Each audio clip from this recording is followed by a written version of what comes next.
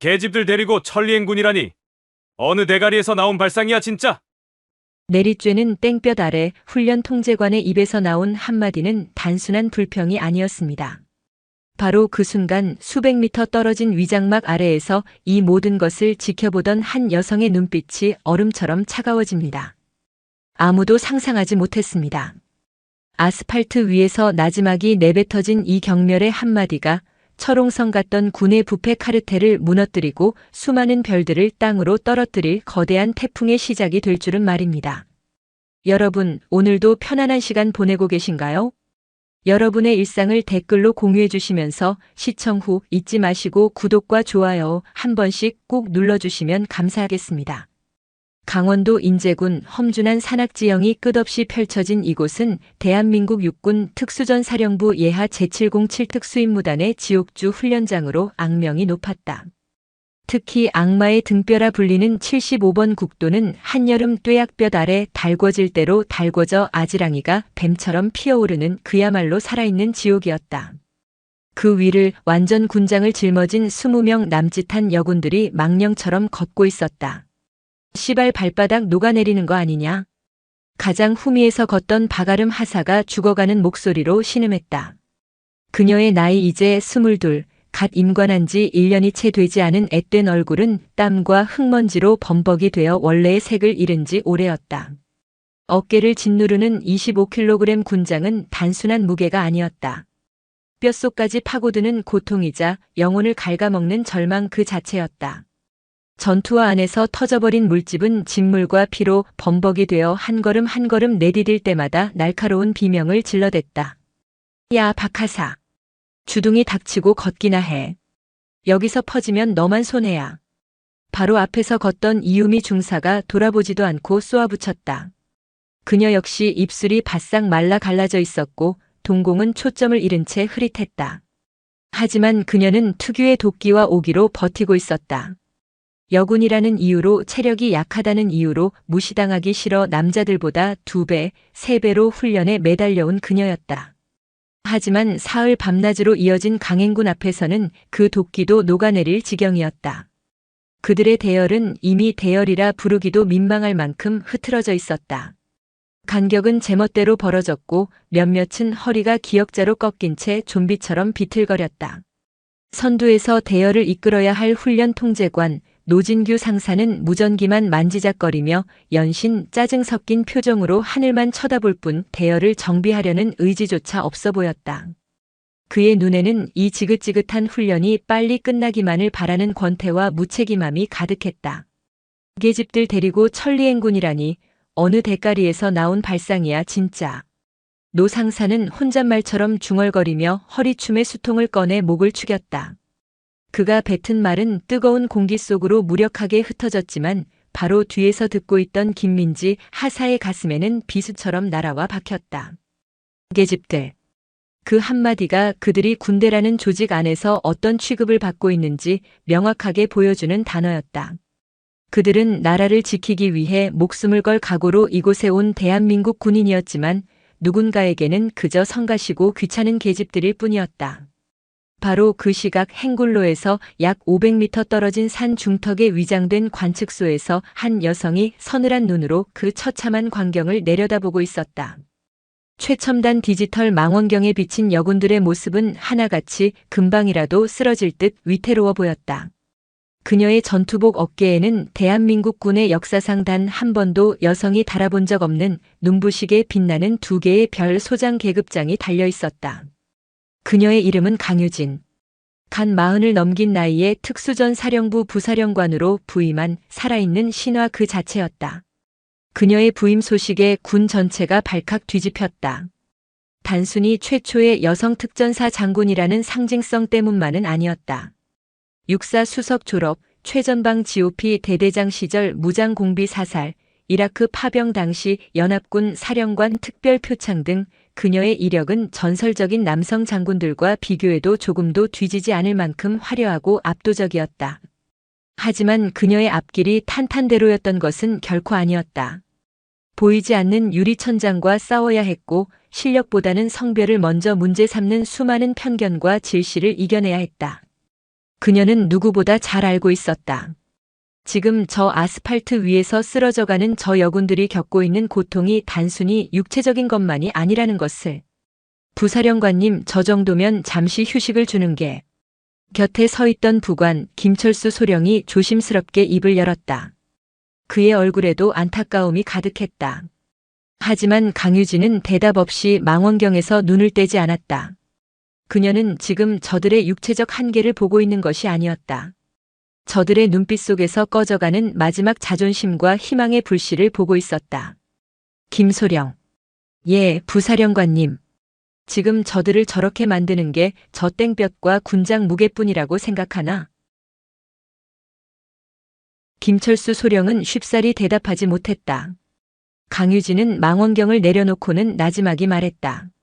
저들을 죽이고 있는 건 바로 저들을 인간으로 보지 않는 저 차가운 시선과 무관심이야. 저들은 지금 군인으로서 싸우고 있는 게 아니라 여자라는 편견과 싸우고 있는 거다. 그녀의 목소리는 얼음처럼 차가웠지만 그 안에는 깊은 분노가 들끓고 있었다. 그녀는 부임 직후 707특임단의 훈련 보고서를 받아보고는 경악을 금치 못했다. 특히 여군 부대의 훈련 성과는 터무니없이 낮게 기록되어 있었고 각종 보급품 지급 순위에서도 항상 최하위로 밀려나 있었다. 보고서 곳곳에서 여군들을 조직의 정식 구성원이 아닌 어쩔 수 없이 떠안은 짐처럼 취급하는 시선이 노골적으로 느껴졌다. 그리고 그 모든 보고서의 최종 결재란에는 단 한 사람의 이름이 적혀 있었다.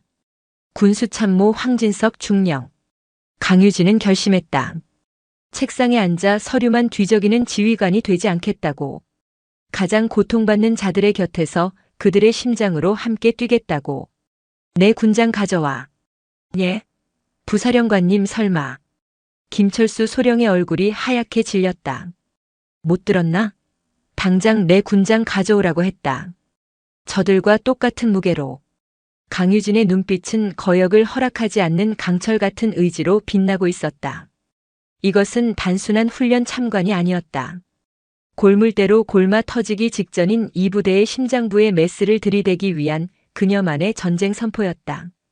김소령은 잠시 망설였지만 이내 굳은 표정으로 지휘 차량으로 달려갔다. 잠시 후 그는 흙먼지 하나 묻지 않은 신형 군장을 들고 그녀의 앞에 섰다. 강유진은 익숙한 동작으로 군장을 어깨에 둘러매고 턱끈을 조였다. 장군이라는 계급장을 잠시 잊은 채 그녀는 완벽한 일개 특전사의 모습으로 변해 있었다. 부사령관님, 부디 제거하여 주십시오. 지휘관께서 직접. 김소령. 지휘관은 병사들이 흘리는 땀의 의미를 알아야 하고 그들이 흘리는 눈물의 무게를 함께 짊어져야 하는 사람이야. 지금부터 내 계급은 소장이 아니라 저들과 똑같은 훈련병이다. 똑똑히 지켜봐. 내가 저 아이들의 꺾인 자존심을 어떻게 다시 일으켜 세우는지. 그녀는 더 이상 아무 말도 하지 않고 흙먼지가 풀풀 날리는 지옥의 행군로를 향해 성큼성큼 걸어갔다. 그녀의 등장은 메마른 대지를 적시는 한 줄기 소나기처럼 절망으로 가득 찬 행군로 위에 조용히 하지만 거역할 수 없는 기세로 스며들기 시작했다. 전 대원 5분간 휴식. 선두에서 걷던 노진규 상사의 목소리가 마이크를 타고 울려 퍼졌다. 그 말이 떨어지기 무섭게 20명의 여군들은 마치 실 끊어진 인형처럼 그 자리에 풀썩 주저앉았다. 군장을 벗어 던질 기력조차 없는지 대부분은 군장을 맨 채로 길가에 널브러졌다.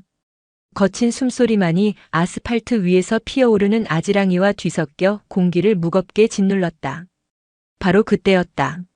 저 멀리서 인형 하나가 그들을 향해 다가오고 있었다. 처음에는 그저 아지랑이가 만들어낸 신기루라고 생각했다.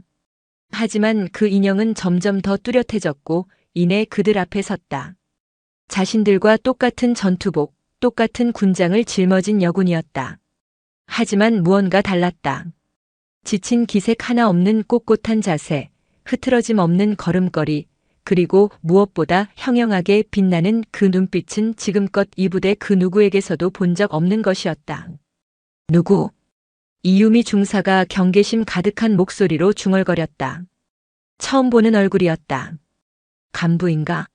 하지만 어깨에는 어떠한 계급장도 달려있지 않았다. 이름표에는 강유진이라는 세 글자만 선명하게 박혀 있었다. 웅성거림이 퍼져나갔다. 뭐야, 신입이야? 이 시기에 신입을 받는다고. 미쳤나 봐. 완전 군장에 땀 한 방울 안 흘리는 거 보여? 사람이냐? 근데 저 눈빛 좀 봐. 장난 아닌데. 강유진은 그들의 수군거림을 애써 외면하며 묵묵히 대열의 맨 앞으로 걸어갔다. 그리고는 아무 말 없이 행군 선두에 섰다. 그녀의 갑작스러운 등장에 가장 당황한 것은 훈련 통제관인 노진규 상사였다. 어이, 거기. 누군데 멋대로 선두에 서나? 소속하고 이름 밝혀. 노 상사는 권위적인 목소리로 그녀를 제지하려 했다. 하지만 강유진은 돌아보지도 않고 나직하지만 힘있는 목소리로 말했다. 휴식 끝났다. 전 대원 일어서. 그 목소리에는 이상한 힘이 있었다. 강압적이지 않았지만 그 자리에 있던 모두를 압도하는 카리스마가 담겨 있었다. 여군들은 자신들도 모르게 마치 자석에 이끌린 쇠붙이처럼 자리에서 일어나기 시작했다. 비틀거리면서도 무거운 군장을 고쳐 메고 대열을 정비했다. 노 상사는 어안이 벙벙했다. 자신의 통제에는 꿈쩍도 않던 대원들이 처음 보는 여군 한 명의 말에 이토록 일사불란하게 움직이다니. 그는 무언가 잘못됐다는 것을 직감했지만 감히 더 이상 말을 섞을 용기가 나지 않았다. 강유진은 뒤를 돌아보며 지친 여군들을 한번 쭉 훑어보았다. 그녀의 시선이 닿는 곳마다 여군들은 저도 모르게 허리를 고추세웠다. 지금부터 내가 선두에 선다. 내 걸음만 보고 따라와. 한 명도 낙오하지 않는다. 알겠나? 네. 몇몇이 힘겹게 대답했다. 강유진은 더 이상 다그치지 않았다. 그녀는 그저 묵묵히 앞으로 걷기 시작했다. 그녀의 걸음은 기계처럼 정확하고 일정했다. 조금의 흐트러짐도 지친 기색도 찾아볼 수 없었다. 마치 끝없이 이어진 이 지옥의 행군로가 그녀에게는 편안한 산책길이라도 되는 것 같았다. 처음에는 의심의 눈초리로 그녀를 보던 여군들의 눈빛이 서서히 변하기 시작했다. 1시간이 지나고 2시간이 지나도록 그녀의 속도는 조금도 줄어들지 않았다. 오히려 시간이 지날수록 그녀의 등은 더욱 단단하고 믿음직스러워 보였다. 그녀의 존재 자체가 무언의 메시지가 되어 그들의 꺾였던 의지를 조금씩 일으켜 세우고 있었다. 저 사람도 우리와 똑같은 군장을 메고 똑같은 길을 걷고 있다. 그런데 저 사람은 지치지 않는다. 그렇다면 우리도 할 수 있다. 말없이 걷는 그녀의 등은 그 어떤 화려한 구호나 연설보다 더 강력한 동기부여가 되었다. 처져 있던 대열의 간격이 조금씩 좁혀지기 시작했고 죽어가던 그들의 눈빛에 다시 희미한 생기가 돌기 시작했다. 바가름 하사는 터진 물집의 고통도 잊은 채 앞서가는 강유진의 전투와 뒤꿈치만 바라보며 걸었다. 한 걸음 또 한 걸음. 그녀의 발자국을 그대로 따라 밟았다. 그러자 신기하게도 어깨를 짓누르던 군장의 무게가 조금은 가벼워지는 것 같았다. 이유미 중사는 이를 악물었다. 저 여자 도대체 정체가 뭐지? 하지만 마음 한구석에서는 뜨거운 무언가가 치밀어 오르고 있었다. 그것은 경쟁심이자 동시에 알 수 없는 동질감이었다. 부대 내에서 자신을 제대로 이끌어주는 선배나 지휘관을 단 한 번도 만나본 적 없었던 그녀였다. 남자 간부들은 여군들을 귀찮아하거나 혹은 노골적인 시선으로 대했고 선배 여군들은 살아남기 위해 서로를 짓밟고 시기하기 바빴다. 그런데 지금 자신의 앞에서 묵묵히 길을 열어주고 있는 저 낯선 여군의 등은 그녀가 군 생활 내내 그토록 갈망했던 진정한 리더의 모습이었다. 시간이 얼마나 흘렀을까? 한낮의 태양이 서쪽으로 기울며 길게 그림자를 늘어뜨릴 무렵 행군 대열에는 미묘하지만 확실한 변화의 기류가 감돌고 있었다. 더 이상 비틀거리는 사람은 없었다. 모두의 걸음에는 절도와 힘이 실려 있었고 대열은 한치의 오차도 없이 완벽한 간격을 유지하고 있었다. 그 중심에는 강철의 백합처럼 꼿꼿하게 서서 대열을 이끌고 있는 강유진이 있었다. 그녀는 단 한 번의 휴식도 없이 4시간을 넘게 걸었다. 이제 그녀를 의심하는 사람은 아무도 없었다. 경외감, 그 단어만이 그녀를 표현할 수 있는 유일한 단어였다. 하지만 그 평화로운 고통의 행군은 오래가지 못했다. 저 멀리 행군 대열의 후미에서부터 흙먼지를 일으키며 질주해 오는 지휘용 차량 한 대가 나타났다. 차량은 행군 중인 병사들을 아랑곳하지 않고 거칠게 경적을 울려대며 대열을 헤집고 앞으로 나아왔다. 병사들은 놀라 황급히 길가로 비켜섰고 그들의 얼굴에는 짜증과 불쾌감이 역력했다. 그리고 마침내 그 차량이 강유진이 이끄는 대열의 선두에 멈춰섰다. 운전석 창문이 열리고 기름진 얼굴에 배가 불룩 나온 한 남자가 거만한 표정으로 모습을 드러냈다. 대한민국 육군 중령 황진석. 이 부대의 군수 참모이자 부패와 부조리의 살아있는 상징. 그리고 강유진이 이곳에 온 진짜 이유였다. 아, 씨발. 어떤 새끼가 길 한복판에서 얼쩡거리고 지랄이야. 지프차에서 내린 황진석 중령의 입에서 첫 마디부터 걸쭉한 욕설이 터져나왔다. 그는 잔뜩 찌푸린 미간으로 자신의 앞을 가로막고 선 강유진을 아래 위로 훑어보았다. 처음 보는 얼굴이었다. 하지만 전투복 차림에 군장을 메고 있는 걸로 보아 일개 부사관이거나 잘 쳐줘봐야 위관 장교쯤으로 보였다. 야, 너 말이야 너. 눈깔은 장식으로 달고 다녀. 차 오는 거 안 보여? 대가리 받고 안 비켜? 황진석은 삿대질을 하며 고함을 질렀다. 순간 행군 대열 전체의 움직임이 멈췄다. 모든 소음이 사라지고 오직 황진석의 고함 소리만이 산길에 울려 퍼졌다. 바로 뒤따르던 여군들은 사색이 되어 어쩔 줄 몰라 했다. 이 부대에서 황진석 중령의 권세는 하늘을 찔렀다. 그의 심기를 거스르는 것은 곧 군 생활의 종말을 의미했다. 하지만 강유진은 눈 하나 깜짝하지 않았다. 그녀는 천천히 고개를 들어 황진석을 바라보았다. 그녀의 눈에는 어떠한 동요도 없었다. 그저 차갑고 고요한 시선으로 눈앞에서 길길이 날뛰는 남자를 관찰할 뿐이었다. 황진석은 그녀의 침착한 반응에 더욱 화가 치밀었다. 자신이 중령 계급장을 달고 있는데도 겁먹기는커녕 오히려 자신을 꿰뚫어보는 듯한 그 눈빛이 참을 수 없이 거슬렸다. 그는 더욱 기고만장해져서 주변의 여군들을 향해 경멸적인 시선을 던지며 말을 이었다. 요즘 계집들은 군기가 아주 개판이야 개판. 여기가 무슨 동네 소풍 나온 줄 알아? 어디서 굴러먹다 온 잡년인지는 몰라도 군대 짬밥이 얼마나 무서운지 아직 경험을 못했나 보네. 그리고 니들은 뭐하는 년들이야? 저런 정체불명의 미친년이 앞에서 설치는데 가만히 보고만 있어? 특전사라는 것들이 아주 오합지졸이 다 됐구만. 이래서 계집들은 안 된다는 거야. 머리에 피도 안 마른 것들이 총 들고 설쳐대니 나라 꼴이 잘 돌아가겠다 아주. 그의 입에서 잡년 미친년과 같은 노골적인 여성 비하 발언이 쉴 새 없이 쏟아져 나왔다. 그 순간 뒤에 있던 여군들의 얼굴이 싸늘하게 굳어졌다. 이전 같았으면 모욕감에 고개를 숙였을 그들이었지만 지금은 달랐다. 그들의 시선은 자신들을 위해 묵묵히 걷던 지휘관 강유진에게로 향했다. 그들의 눈에는 분노와 함께 알 수 없는 기대감이 번지고 있었다. 강유진은 여전히 아무 말 없이 황진석을 바라보고 있었다. 그녀의 침묵은 폭풍전야의 고요함처럼 주변의 공기를 무겁게 짓눌렀다. 황진석은 자신이 상황을 완벽하게 장악했다고 착각했다. 그는 의기양양하게 턱을 치켜들고 강유진에게 마지막 일격을 가하듯 소리쳤다. 어쭈 대답 안 하지? 내가 누군지 몰라? 277 특수임무단 군수참모 황진석 중령이다. 너 이름하고 소속 당장 안 불어? 영창 가서 콩밥 좀 처먹고 싶어서 환장했어? 그는 몰랐다. 자신이 지금 누구 앞에서 얼마나 끔찍하고 돌이킬 수 없는 실수를 저지르고 있는지.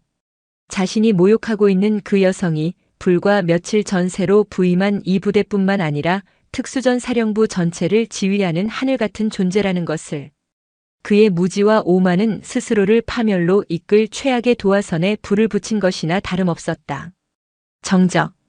모든 소리가 멎었다. 바람소리, 새소리, 멀리서 들려오던 계곡 물소리마저 거짓말처럼 사라진 듯 했다. 오직 황진석의 거친 숨소리와 그를 응시하는 수많은 눈동자들만이 공간을 채우고 있었다. 바로 그때 멀리서 상황을 지켜보던 김철수 소령이 사색이 된 얼굴로 미친 듯이 달려왔다. 그는 거의 넘어질 듯한 기세로 황진석의 앞을 막아섰다. 중령님, 지금 무슨 짓입니까?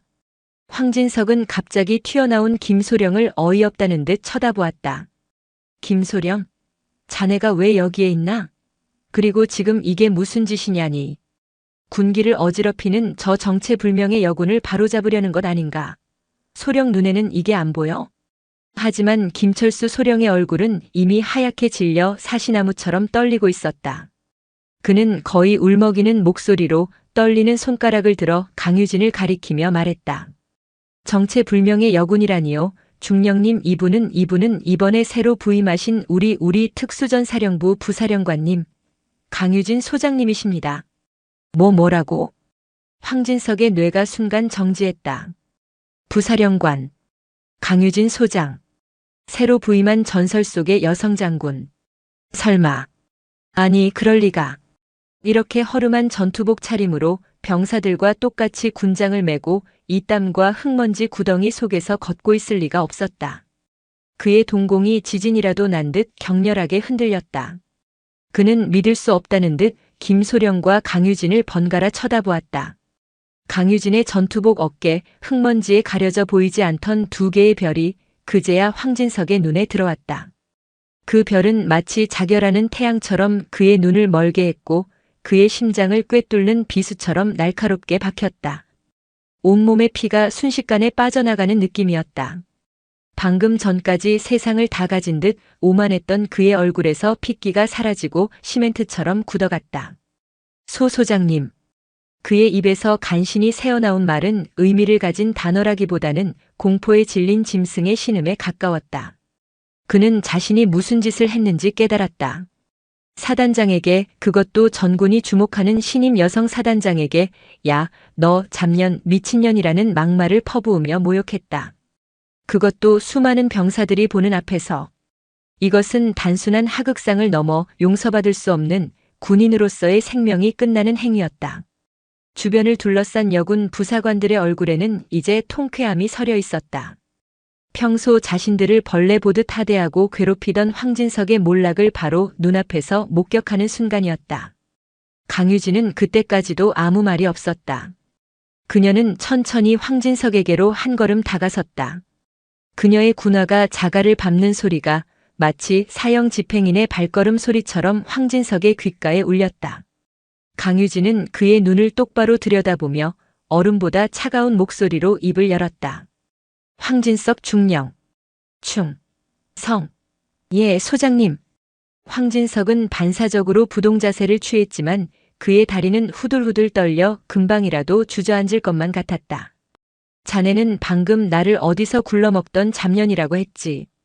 그것은 질문이 아니었다. 그의 죄를 확인하는 사형 선고였다. 아닙니다. 오해이십니다. 저는 소장님이신 줄 정말 몰랐습니다. 제가 죽을 죄를 지었습니다. 황진석은 비굴하게 변명하며 머리를 조아렸다. 하지만 강유진의 표정에는 변화가 없었다. 몰랐다고 했나? 그럼 내가 소장이 아니었다면, 일개 여군 부사관이었다면 자네의 그 모욕적인 언사와 행동은 정당화될 수 있다는 말인가? 그것이 아니라. 대답해. 강유진의 나직하지만 단호한 명령에 황진석은 입을 떼지 못했다. 무슨 말을 해도 변명이 될 뿐이라는 것을, 그리고 상황을 더욱 악화시킬 뿐이라는 것을 본능적으로 깨달았기 때문이다. 강유진은 그를 잠시 쳐다보다가 그의 옆에 세워진 지휘용 차량으로 시선을 돌렸다. 시원한 에어컨 바람이 새어나오는 쾌적한 차량. 그리고 그 옆에는 땀과 먼지에 절어 극한의 고통을 감내하며 걷고 있는 병사들이 있었다. 극명한 대비였다. 군수참모라는 자가 훈련 중인 병사들을 통제하고 지원해야 할 시간에 저 시원한 차 안에서 뭘 하고 있었나? 내가 묻고 있다. 황진석 중령. 훈련 현장을 점검하고 있었습니다. 황진석은 모기만 한 목소리로 겨우 대답했다. 그러자 강유진의 입가에 싸늘한 미소가 번졌다. 점검? 차를 타고 달리며 여군들에게 추잡한 농담이나 던지는 게 자네가 말하는 점검인가? 병사들의 사기를 꺾고 지휘관을 모욕하는 것이 자네의 임무인가? 그녀의 목소리는 점점 더 날카로워졌다. 모든 말이 비수가 되어 황진석의 심장에 박혔다. 그는 고개를 들지 못했다. 사방에서 자신을 향하는 경멸의 시선이 마치 불화살처럼 온몸에 쏟아지는 것 같았다. 강유진은 더 이상 그와 말을 섞을 가치도 없다는 듯 차갑게 마지막 명령을 내렸다. 차에서 내려. 그리고 그 잘난 중령 계급장 때.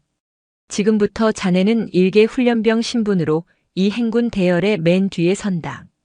저 병사들과 똑같이 남은 거리를 두 발로 걸어서 완주하도록. 이건 명령이다. 황진석 중령의 얼굴은 잿빛으로 변해 있었다. 불과 몇 분 전까지만 해도 세상을 다 가진 듯 의기양양했던 그의 모습은 온데간데 없고 사형 선고를 받은 죄수처럼 절망과 공포에 사로잡혀 있었다. 강유진 소장의 명령은 절대적이었다. 그는 감히 거역할 생각조차 할 수 없었다. 억지로 발걸음을 떼었지만 천근만근의 쇠덩이를 매단 것처럼 무거웠다. 강유진은 그에게 단 한 번의 눈길도 더 주지 않았다. 그녀는 뒤를 돌아 대열을 향해 외쳤다. 전 대원 주목. 휴식 끝. 행군 재개한다. 목표 지점까지 쉬지 않는다. 충성. 그녀의 목소리에는 새로운 활기와 힘이 넘쳤다. 여군 부사관들은 조금 전에 충격적인 사건으로 인해 오히려 피로를 잊은 듯했다. 그들의 눈빛에는 생기가 돌았고 얼굴에는 억눌려왔던 울분을 토해낸 듯한 후련함마저 감돌았다. 그들은 일사불란하게 대열을 정비하고 이전보다 더욱 힘찬 발걸음으로 앞으로 나아가기 시작했다. 황진석은 그 대열의 맨 뒤에 마치 죄수처럼 내몰려 억지로 끌려가야만 했다. 그는 평생을 책상 앞에서 편하게 보낸 인물이었다. 이런 식의 강도 높은 행군은 훈련소 시절 이후 처음이나 다름없었다. 더군다나 그는 군장도 물통도 아무런 준비도 없이 갑작스럽게 행군에 투입되었다. 깨끗하게 다려진 전투복과 반짝이는 전투화는 이런 험한 산길을 걷기에는 최악의 조건이었다.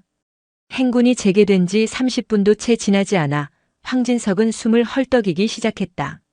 심장은 금방이라도 터질 것처럼 격렬하게 요동쳤고 등줄기에서는 비 오듯 땀이 흘러내렸다. 강유진은 마치 그를 시험이라도 하듯 이전보다 행군 속도를 미세하게 더 높였다.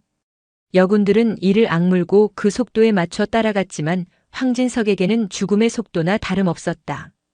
헉헉 잠시만. 그는 결국 참지 못하고 대열에서 이탈해 길가에 주저앉으려 했다. 하지만 그의 뒤를 따르던 박아름 하사가 냉정한 목소리로 그를 제지했다. 훈련병, 나고자는 없다고 하셨습니다. 어서 일어나시지 말입니다. 그녀는 황진석이 평소 대가리에 똥만 찬 년이라며 무시하던 여군 중 한 명이었다. 그녀의 눈에는 어떠한 동정심도 없었다. 오직 차가운 원칙만이 담겨 있을 뿐이었다. 황진석은 치욕감에 얼굴이 벌개졌지만 아무런 대꾸도 할 수 없었다. 그는 이를 악물고 비틀거리며 다시 일어섰다. 시간이 흐를수록 그의 상태는 더욱 악화되었다. 빳빳하던 전투복은 땀에 흠뻑 젖어 축 늘어졌고 발에 맞지 않는 딱딱한 전투화는 그의 발뒤꿈치를 무자비하게 파고들었다. 물집이 잡히고 터지고 쓰라린 고통이 온 신경을 곤두서게 만들었다. 그는 목이 타는 듯한 갈증을 느꼈지만 그에게 물을 건네주는 사람은 아무도 없었다.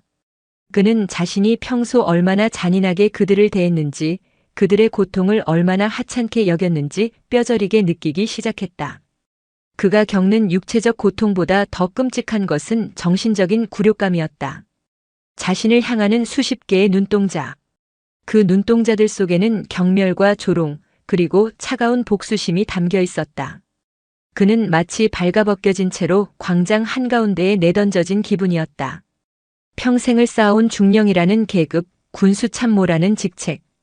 그 모든 권위와 자존심이 산산조각 나 먼지처럼 흩어지고 있었다. 맨 앞에서 걷는 강유진의 등은 여전히 꼿꼿했다. 그녀는 단 한 번도 뒤를 돌아보지 않았다. 하지만 대열 전체를 장악하는 그녀의 카리스마는 황진석의 숨통을 더욱 조여왔다. 그녀는 마치 황진석의 한계가 어디까지인지 시험하는 것 같았다. 그녀가 정한 규칙, 그녀가 이끄는 이 행군 속에서 그는 한낱 무력한 존재에 불과했다. 해는 뉘엿뉘엿 산으로 넘어가고 어둠이 짙게 깔리기 시작했다. 야간 행군으로 접어들자 황진석의 고통은 극에 달했다. 앞이 보이지 않는 칠흑 같은 어둠 속에서 그는 몇 번이고 넘어지고 뒹굴었다. 무릎과 팔꿈치가 깨져 피가 흘렀지만 아무도 그를 부축해주지 않았다. 그는 짐승처럼 신음하며 오직 살아야 한다는 본능만으로 땅을 기어가듯 앞으로 나아갔다. 내가 왜 이런 꼴을 당해야 하는가? 그의 머릿속은 원망과 분노로 가득 찼다. 강유진이라는 여자에 대한 증오심이 들끓었다. 하지만 동시에 자신의 어리석었던 행동에 대한 후회와 앞으로 닥쳐올 미래에 대한 공포가 엄습해왔다. 이번 일은 단순히 행군으로 끝나지 않을 것이다. 자신의 군 생활은, 아니, 인생 자체가 끝장날 수도 있다는 예감이 그의 등골을 서늘하게 만들었다.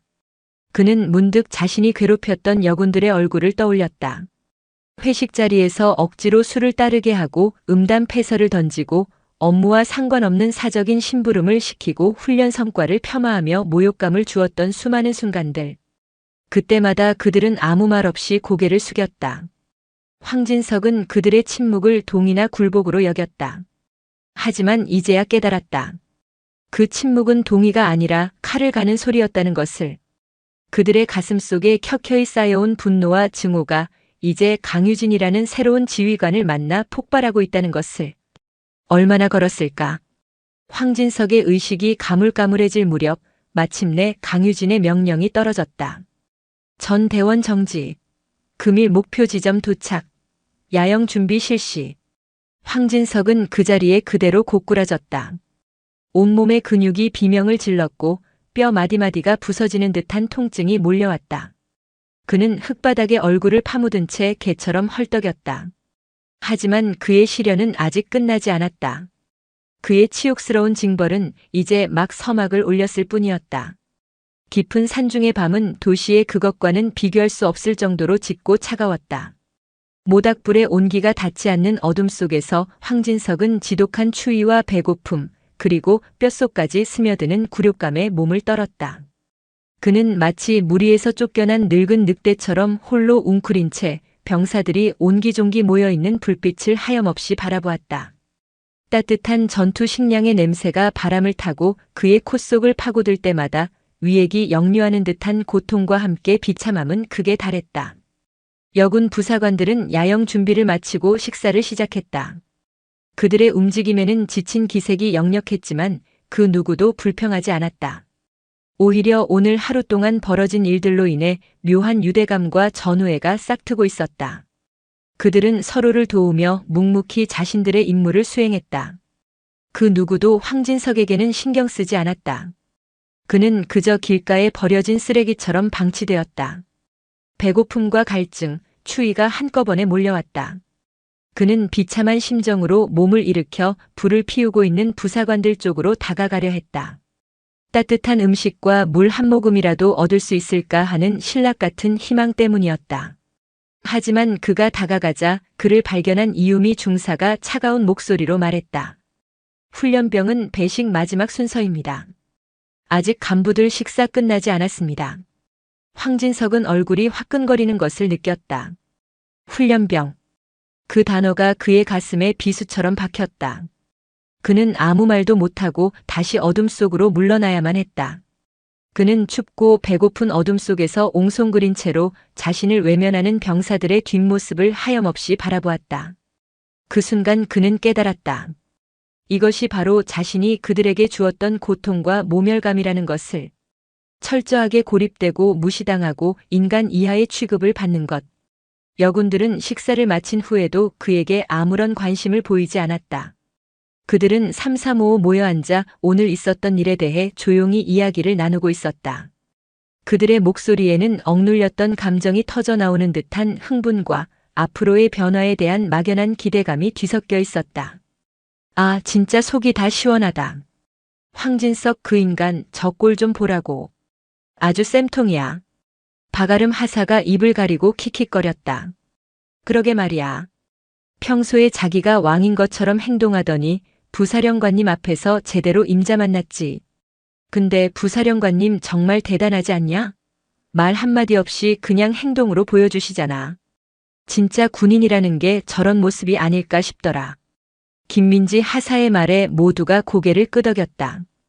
그들의 대화는 모두 강유진 소장에 대한 경외와 찬사로 이어졌다. 그녀의 등장은 단순히 부패한 간부 한 명을 응징한 사건을 넘어 부대 전체의 낡고 썩은 관행에 균열을 일으키는 거대한 파문과도 같았다. 특히 억압받고 소외되었던 여군들에게 그녀는 단순한 지휘관이 아니라 희망이자 구원의 상징처럼 여겨지기 시작했다.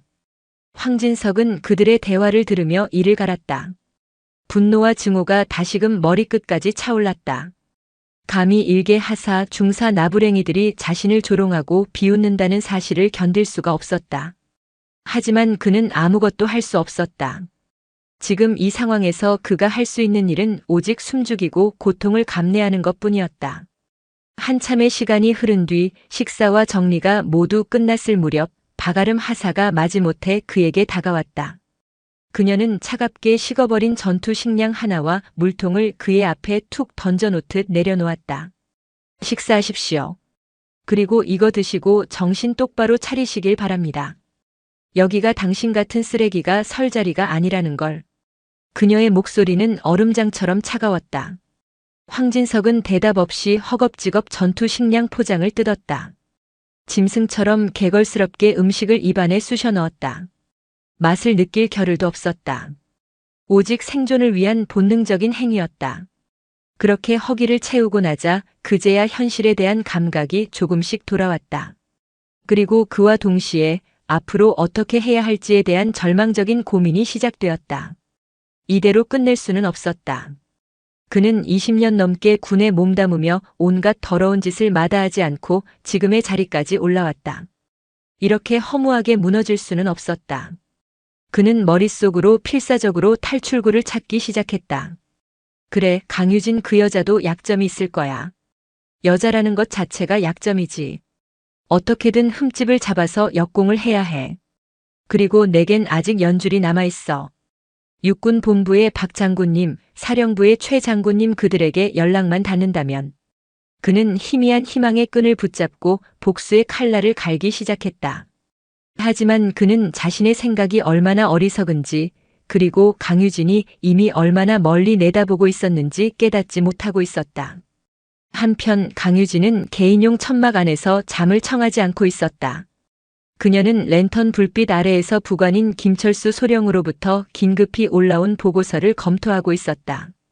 그녀가 행군에 참여하기 전 김소령에게 은밀히 지시했던 사항에 대한 중간 보고였다. 바로 황진석 중령에 대한 내사 자료였다. 보고드립니다. 황진석 중령은 수년간 군수 물자를 빼돌려 사적으로 유용한 혐의가 짙습니다. 특히 유류 및 부식, 일부 고가의 훈련 장비 등이 장부와 실제 재고 간에 상당한 차이를 보이고 있습니다.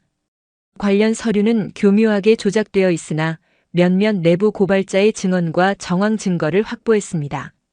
김소령의 목소리는 낮고 진지했다. 강유진은 보고서를 넘기며 미간을 찌푸렸다. 그녀가 예상했던 것보다 황진석의 비리는 훨씬 더 뿌리 깊고 광범위했다. 또한 여군 부사관들을 상대로 상습적인 성희롱과 직권 남용을 일삼았다는 제보가 있었습니다.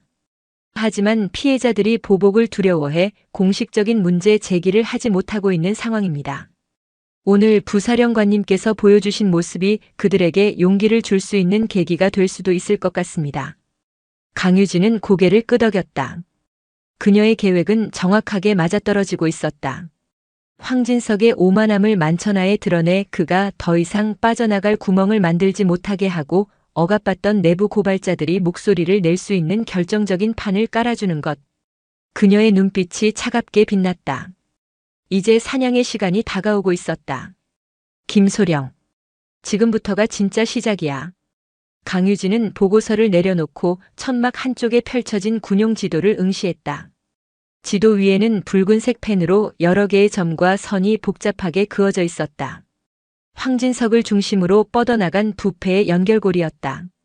내일 아침 행군이 끝나는 대로 사령부 감찰과 헌병대에 정식으로 수사를 의뢰해.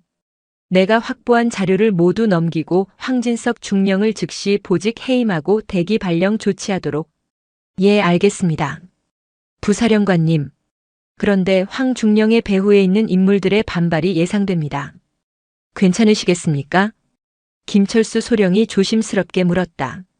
황진석이 그동안 온갖 비리를 저지르고도 무사할 수 있었던 것은 군 내부의 소위 라인이라고 불리는 강력한 비호 세력 덕분이라는 것은 공공연한 비밀이었다. 강유진이 황진석을 건드리는 것은 그 거대한 카르텔의 정면으로 선전포고를 하는 것이나 다름없었다. 강유진은 잠시 눈을 감았다. 그녀의 뇌리에 과거의 기억들이 스쳐 지나갔다. 육군 사관학교 시절부터 여생도라는 이유만으로 받아야 했던 수많은 차별과 편견. 야전 부대에서 여자라는 이유로 능력을 의심받고 중요한 보직에서 배제되었던 서러움. 실력이 아닌 성별의 벽 앞에서 좌절해야 했던 수많은 밤들. 그녀는 그 모든 것을 이겨내고 오직 실력 하나만으로 이 자리까지 올라왔다.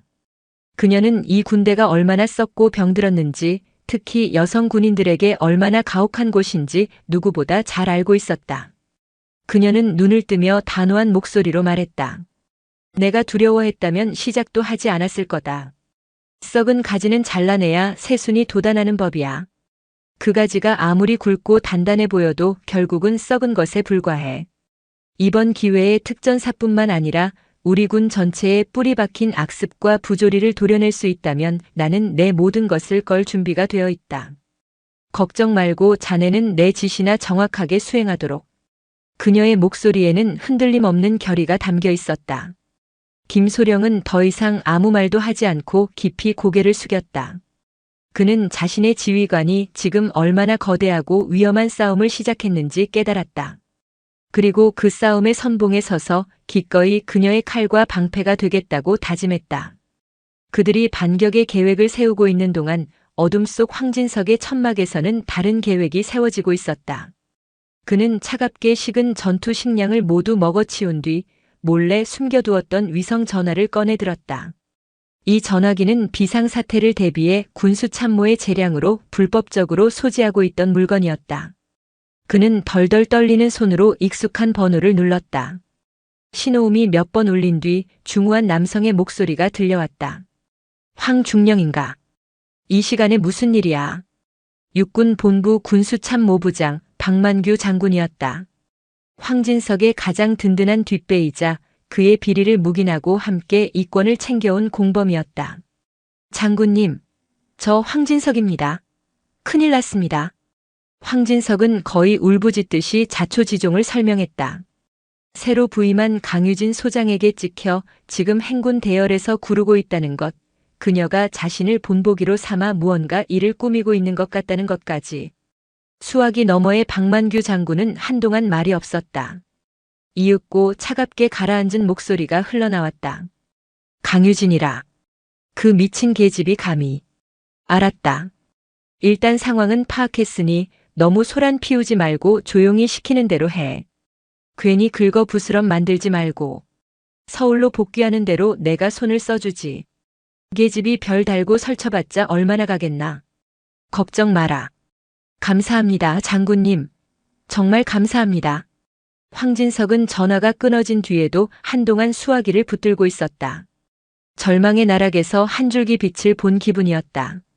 그래, 아직 끝나지 않았어. 서울에만 돌아가면 강유진, 그년의 목을 비트는 건 시간 문제야. 그는 다시금 오만함과 도끼로 가득 찬 표정으로 어둠 속에서 번뜩이는 눈을 빛냈다. 어둠 속에서 두 개의 다른 계획이 세워지고 있었다. 하나는 추악한 욕망과 비굴한 생존 본능에서 비롯된 음모였고, 다른 하나는 굳건한 신념과 정의를 향한 결단이었다. 지옥 같았던 행군의 밤은 그렇게 더 큰 폭풍을 예고하며 서서히 저물어가고 있었다. 그리고 그 폭풍의 중심에서 강유진은 고독하지만 흔들림 없이 자신의 칼을 갈고 있었다. 다음 날 새벽 동이 트기도 전에 푸르스름한 어둠 속에서 기상 나팔 소리가 울려 퍼졌다. 밤새 몰려왔던 추위와 피로가 채 가시지 않은 몸을 억지로 일으킨 병사들의 얼굴에는 고단함이 가득했지만 어제와는 분명 다른 분위기가 감돌았다. 그것은 바로 목적의식이 만들어낸 생기였다. 이제 얼마 남지 않은 행군을 완주하고 이 지긋지긋한 훈련을 끝내겠다는 의지와 새로운 지휘관과 함께한다는 미묘한 동질감이 그들을 지탱해주고 있었다. 반면 황진석 중령의 몰골은 처참하기 그지없었다. 밤새 추위와 모기에 시달리며 뜬 눈으로 밤을 새운 그의 얼굴은 퉁퉁 부어 있었고 눈은 퀭하게 들어가 있었다. 제대로 된 식사도 휴식도 취하지 못한 그의 몸은 천근만근 무거웠고 어제 다친 상처들은 욱신거리며 고통을 호소했다.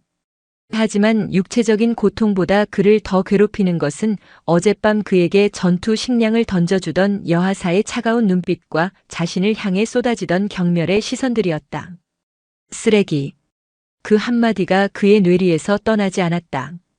강유진은 새벽부터 일어나 모든 준비를 마친 상태였다.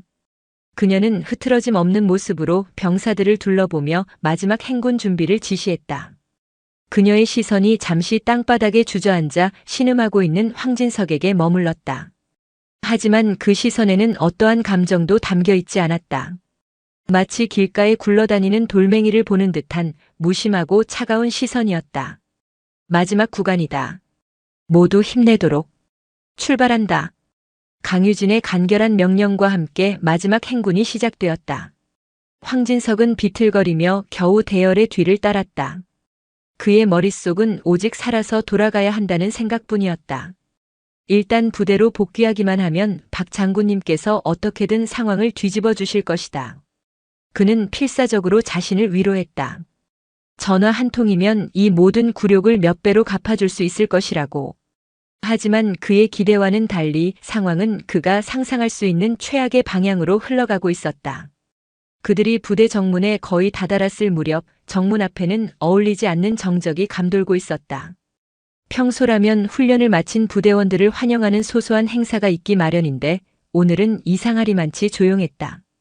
그리고 그곳에는 사령부 소속의 헌병대 차량 여러 대와 함께 감찰부 소속의 검은 세단이 서 있었다. 차 옆에는 팔에 헌병 완장을 찬 병사들이 굳은 표정으로 도열해 있었다. 행군 대열이 멈춰 서고 병사들은 웅성거리기 시작했다. 무슨 일이지? 헌병대는 왜 나와 있는 거야? 모두의 시선이 일제히 강유진에게로 향했다. 그녀는 조금도 놀란 기색 없이 담담한 표정으로 차에서 내리는 감찰부장을 맞이했다. 황진석의 심장이 철렁 내려앉았다.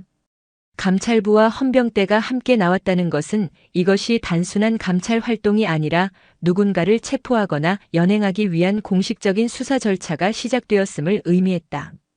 그리고 그 대상이 누구인지는 굳이 생각할 필요도 없었다. 그의 온몸에서 식은땀이 흘러내렸다. 다리가 풀려 그 자리에 주저앉을 뻔한 것을 겨우 이성으로 버텨냈다. 감찰부장이 강유진에게 다가와 거수 경례를 했다. 충성. 부사령관님 명 받들고 나왔습니다. 수고 많다. 절차대로 진행하도록. 강유진의 짧은 대답이 떨어지기 무섭게 헌병대장과 수사관 2명이 황진석에게로 다가왔다. 황진석은 뒷걸음질 치려 했지만 이미 그의 양팔은 건장한 헌병들에게 단단히 붙들린 후였다. 황진석 중령. 헌병대장의 차가운 목소리가 울려 퍼졌다. 당신을 군수품 횡령, 직권 남용, 그리고 부하 성희롱 등의 혐의로 긴급 체포합니다. 당신은 변호사를 선임할 수 있으며 진술을 거부할 권리가 있습니다. 하지만 당신이 하는 모든 발언은 법정에서 불리하게 작용할 수 있습니다. 미란다 원칙이 고지되는 순간 황진석의 마지막 이성의 끈이 끊어졌다. 그는 짐승처럼 발버둥치며 소리 질렀다. 이거 놔. 이거 놓으라고. 이건 모함이야. 강유진, 당신이 꾸민 짓이지. 내가 누군 줄 알고 감히 이따위 짓을 벌여. 당장 날 풀어주지 못해. 그의 추악한 발악은 지켜보는 모든 이들의 눈살을 찌푸리게 만들었다. 여군 부사관들은 경멸과 혐오가 뒤섞인 표정으로 그를 쳐다보았다. 평소 그가 휘두르던 권력이 얼마나 허망하고 공허한 것이었는지 그 민낯이 적나라하게 드러나는 순간이었다. 헌병들은 그의 저항을 가볍게 제압하고 그의 손에 차가운 수갑을 채웠다. 철컥하고 금속성 마찰음이 울리는 순간 황진석 중령의 군 생활은 그리고 그의 인생은 사실상 끝이 났다. 그는 저항을 포기한 채 고개를 푹 숙이고 헌병들에게 끌려갔다. 헌병차에 오르기 직전 그는 마지막으로 강유진을 돌아보았다. 그의 눈에는 원망과 증오 그리고 희미한 애원이 뒤섞여 있었다. 하지만 강유진은 그를 바라보지 않았다. 그녀는 오직 며칠간의 지옥 같은 훈련을 무사히 마치고 돌아온 자신의 병사들, 땀과 먼지로 뒤범벅이 되었지만 그 어느 때보다 강인하고 늠름한 눈빛을 하고 있는 여군 부사관들을 바라보고 있었다. 그날 밤 부대는 전례 없는 충격과 흥분으로 술렁였다. 황진석 중령의 긴급 체포는 그동안 골마 터지기 직전이었던 부조리의 종양을 터트린 신호탄과 같았다. 하지만 동시에 보이지 않는 불안감 또한 감돌았다. 황진석의 뒤에 거대한 백이 있다는 사실은 공공연한 비밀이었기 때문이다.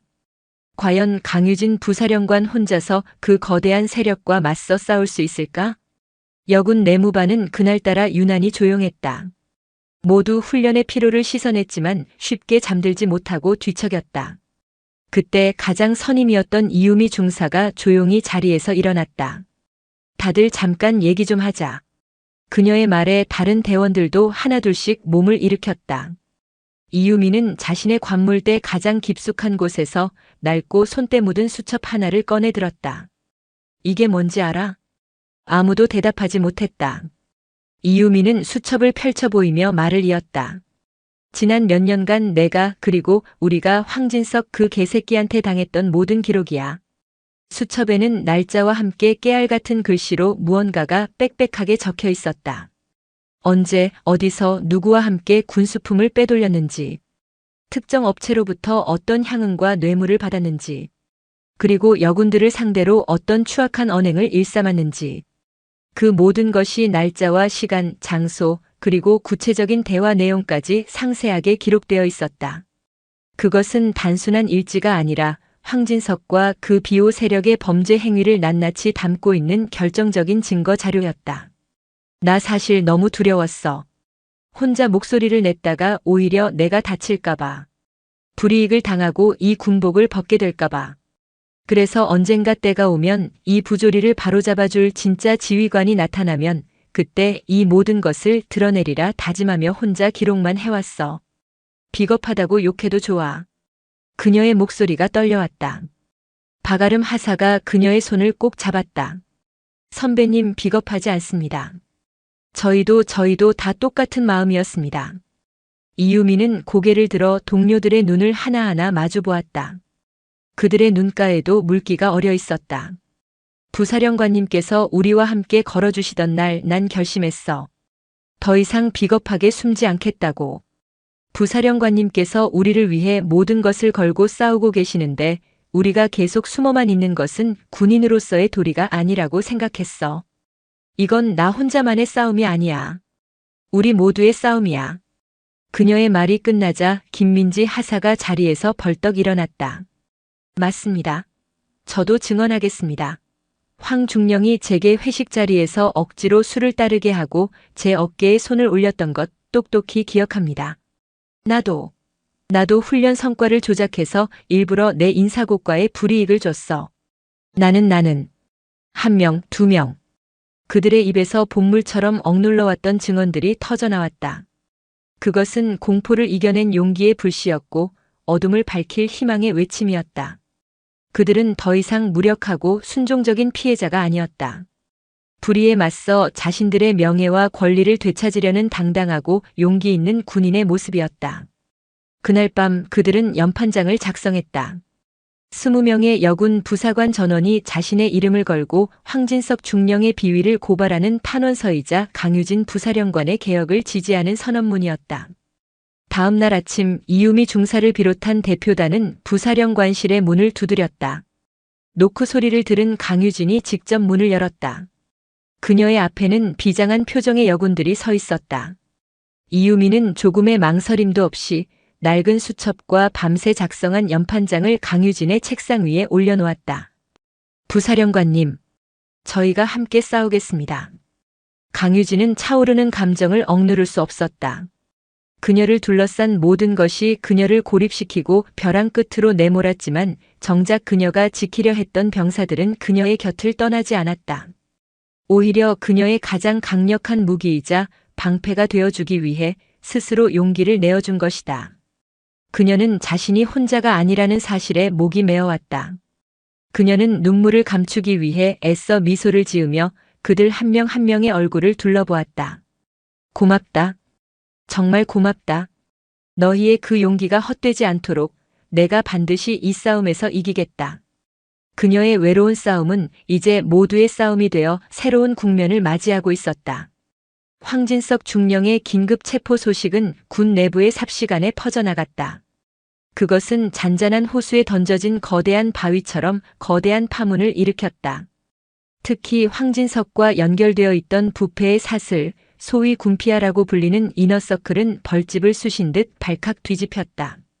그들에게 황진석은 단순히 비리를 함께 저지른 공범을 넘어 자신들의 추악한 비밀을 공유하고 있는 시한폭탄과도 같은 존재였다. 육군 본부의 어느 한적한 장군실. 육군 군수참모부장 박만규 장군이 책상을 주먹으로 내리쳤다. 그의 얼굴은 분노로 시뻘게 달아올라 있었다. 강유진, 그 미친 계집이 감히 대체 누굴 믿고 이따위 짓을 벌이는 거야. 그의 앞에는 황진석의 직속 상관이었던 군수처장 최대령이 고개를 숙인 채 서 있었다. 최대령 역시 황진석과 깊은 유착관계를 맺고 있었다. 죄송합니다, 장군님. 일이 이렇게까지 커질 줄은 몰랐습니다.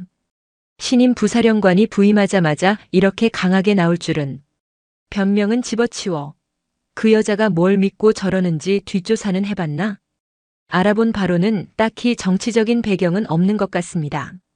오직 실력 하나만으로 그 자리까지 올라간 입지전적인 인물이라고는 합니다만. 실력? 웃기지 말라고 해. 계집이 군대에서 별을 다는 게 실력만으로 가능한 일인 줄 알아? 분명 뒤에 더 큰 덩어리가 있을 거다. 아니면 아무것도 모르는 멍청이거나. 어느 쪽이든 상관없어. 감히 우리 라인을 건드린 대가를 톡톡히 치르게 해줘야지. 박만규 장군은 수화기를 들고 어딘가로 전화를 걸었다. 그의 목소리는 아까와는 달리 교활하고 능글맞은 톤으로 바뀌어 있었다. 나야. 잘 지내지? 다름이 아니라 이번에 특전사에 새로 부임한 강유진 소장 말이야. 그 친구 너무 의욕이 과한 것 같지 않아? 이제 막 부임한 지휘관이 부대 안정은 뒷전이고 긁어부스럼만 만들고 있으니 원. 이거 위에서 좀 조용히 짚고 넘어가 줘야 하는 거 아닌가? 그는 군 내부의 동료 선후배들에게 전화를 돌리며 본격적으로 강유진에 대한 음해 공작을 시작했다. 여성 지휘관의 독단적인 부대 운영, 경험 부족으로 인한 지휘 체계 혼란, 사소한 비위를 침소봉대하여 군의 명예를 실추시키는 행위 등 교묘하게 사실을 왜곡하고 부풀려 그녀를 무능하고 독선적인 지휘관으로 몰아가기 시작했다. 동시에 그들은 언론을 이용한 여론전에도 착수했다. 군 전문 기자나 보수 성향의 농객들에게 익명의 제보 형식을 빌려 특전사 신임 여성 사단장, 과잉 의혹이 부른 내부 갈등 심화와 같은 자극적인 제목의 기사들이 하나둘씩 터져나오기 시작했다. 기사의 내용은 황진석 중령의 비위 사실은 축소하고 오히려 강유진의 강압적인 수사 지시와 인권 침해가 있었다는 식으로 논점을 흐렸다. 최초의 여성 특전사 장군이라는 상징성 때문에 그녀에게 쏟아졌던 긍정적인 관심은 순식간에 의심과 비난의 화살이 되어 돌아오기 시작했다. 강유진은 자신의 집무실에서 쏟아지는 악의적인 기사들과 내부 동향 보고를 말없이 읽어내려갔다. 그녀는 이런 반응을 이미 예상하고 있었다. 부패한 조직의 저항은 언제나 이런 식이었다. 정면으로 맞서기보다는 뒤에서 비열하게 험담하고 여론을 조작하고 정치적인 압력을 행사하는 것. 부사령관님, 본부로부터 공식적인 경고가 들어왔습니다. 이번 사건 처리에 있어 신중을 기하고 군의 화합을 저해하는 행위를 자제하라는 내용입니다. 사실상의 압력입니다. 부관 김철수 소령이 침통한 표정으로 보고했다. 예상했던 바다. 강유진은 담담하게 대답했다. 그녀의 얼굴에는 불안이나 초조함 대신 오히려 더욱 차갑고 단단한 결의가 서려 있었다. 그들이 흔들수록 우리는 더 원칙대로 가면 된다. 황진석 중령에 대한 수사는 한치의 의혹도 없이 더욱 철저하고 공정하게 진행해. 그가 빼돌린 군수품의 사용처 함께 비리를 공모한 자들 그리고 그에게서 뇌물을 받은 상급자까지. 이번 기회에 뿌리까지 전부 뽑아내야 한다. 격까지 몇 개 쳐내는 걸로 끝낼 생각 없어. 알겠습니다. 하지만 여론이 너무 안 좋습니다. 부사령관님 개인에 대한 인신공격성 루머까지 돌고 있습니다. 이렇게 가다가는 김소령은 말을 잇지 못했다. 이렇게 가다가는 정의를 실현하기는커녕 강유진 자신이 먼저 위험에 처할 수도 있었다. 어쩌면 군복을 벗게 될지도 모르는 일이었다. 강유진은 창밖을 바라보았다. 연병장에서는 여전히 병사들의 힘찬 함성과 훈련 소리가 들려오고 있었다. 그녀는 며칠 전 흙먼지 속에서 자신에게 모든 것을 걸었던 그 여군들의 눈빛을 떠올렸다. 희망과 신뢰로 가득 차 있던 그 눈빛. 그녀는 그 눈빛을 배신할 수 없었다. 그녀는 다시 자리에 앉아 서류에 사인을 하기 시작했다. 그것은 황진석 중령의 비호 세력에 대한 전면적인 수사 확대를 지시하는 명령서였다. 그들이 정치와 여론으로 싸움을 건다면 나는 진실과 정의로 맞서 싸우겠다. 하지만 그녀에게는 또 다른 비장의 카드가 있었다. 여군들이 목숨을 걸고 건네준 황진석의 범죄일지. 이 증거는 아직 그 누구에게도 공개하지 않은 최후의 일격을 위한 것이었다. 그녀는 김철수 소령을 조용히 불렀다. 김소령, 지금부터 내 말 잘 듣게. 이것은 자네와 나 단둘만 아는 일이야. 그녀는 이유미 중사가 건넨 수첩의 사본과 여군들의 연판장을 봉투에 담았다. 자네, 민간에 아는 기자 있나? 군 출입 기자는 안 돼. 절대적으로 신뢰할 수 있고 권력에 굴하지 않을 뼈대 있는 기자를 아는가? 김소령은 잠시 생각하더니 한 사람의 이름을 댔다. 국내 유력 일간지의 탐사보도 전문 기자로 과거 굵직한 권력형 비리를 여러 번 터뜨린 전적이 있는 인물이었다. 좋아. 오늘 밤 자네가 직접 그 기자를 만나. 그리고 이 봉투를 전달해. 단 제보자의 신원은 철저히 비밀에 붙여야 한다. 특전사 내부의 양심적인 군인들의 제보라고만 전하게. 부사령관님, 이건 너무 위험합니다. 만약 이게 알려지기라도 하면. 위험한 건 저쪽이지 우리가 아니야. 저들은 지금 우리가 군 내부의 절차에 묶여 옴짝달싹 못할 거라고 생각하고 있겠지. 하지만 이 싸움은 더 이상 군대 안의 싸움이 아니야. 썩어 빠진 군을 바로잡으려는 국민과의 약속이다. 그녀의 결정은 사실상의 선전포고였다. 군 내부의 자정 능력이 마비된 이상 외부의 힘을 빌려서라도 이 부패의 고리를 끊어내겠다는 극약 처방이었다. 이제 이 싸움은 단순히 한 부대 내의 비리 척결을 넘어 군 전체의 낡은 적폐 세력과 개혁을 꿈꾸는 새로운 리더십 간의 거대한 전쟁으로 번져나가고 있었다. 그리고 그 전쟁의 한복판에 강유진은 홀로 서 있었다. 그날 밤 서울의 한 허름한 술집 구석에서 김철수 소령과 한 중년 남자가 마주 앉았다. 대한민국일보 탐사보도팀장 이석진 기자였다. 그는 군에서 흘러나오는 강유진 소장에 대한 악의적인 소문들을 접하고 사건의 배후에 무언가 거대한 음모가 도사리고 있음을 직감하고 있던 차였다. 김소령이 건넨 서류 봉투를 받아든 그의 눈빛이 날카롭게 빛났다. 이게 전부 사실입니까? 봉투 안의 내용을 빠르게 훑어본 이석진의 목소리가 낮게 잠겨 있었다. 황진석의 범죄일지는 그의 상상을 초월할 만큼 구체적이고 충격적이었다. 단순한 군납 비리를 넘어 군 고위층과 방산업체, 심지어 정치권까지 연결된 거대한 커넥션의 실체가 고스란히 담겨 있었다. 제가 드릴 수 있는 말씀은 이것이 특전사 내부의 양심적인 군인들이 목숨을 걸고 제보한 자료라는 것뿐입니다. 이석진은 더 이상 묻지 않았다. 기자로서의 오랜 감이 말해주고 있었다. 이것은 대한민국을 뒤흔들 엄청난 특종이자 반드시 세상에 알려야만 하는 진실이라는 것을. 그리고 며칠 후 대한민국일보 일면 머리 기사로 아폴론의 빛 작전 대한민국 군의 심장을 갉아먹는 검은 커넥션이라는 제목의 탐사보도 기사가 터져나왔다.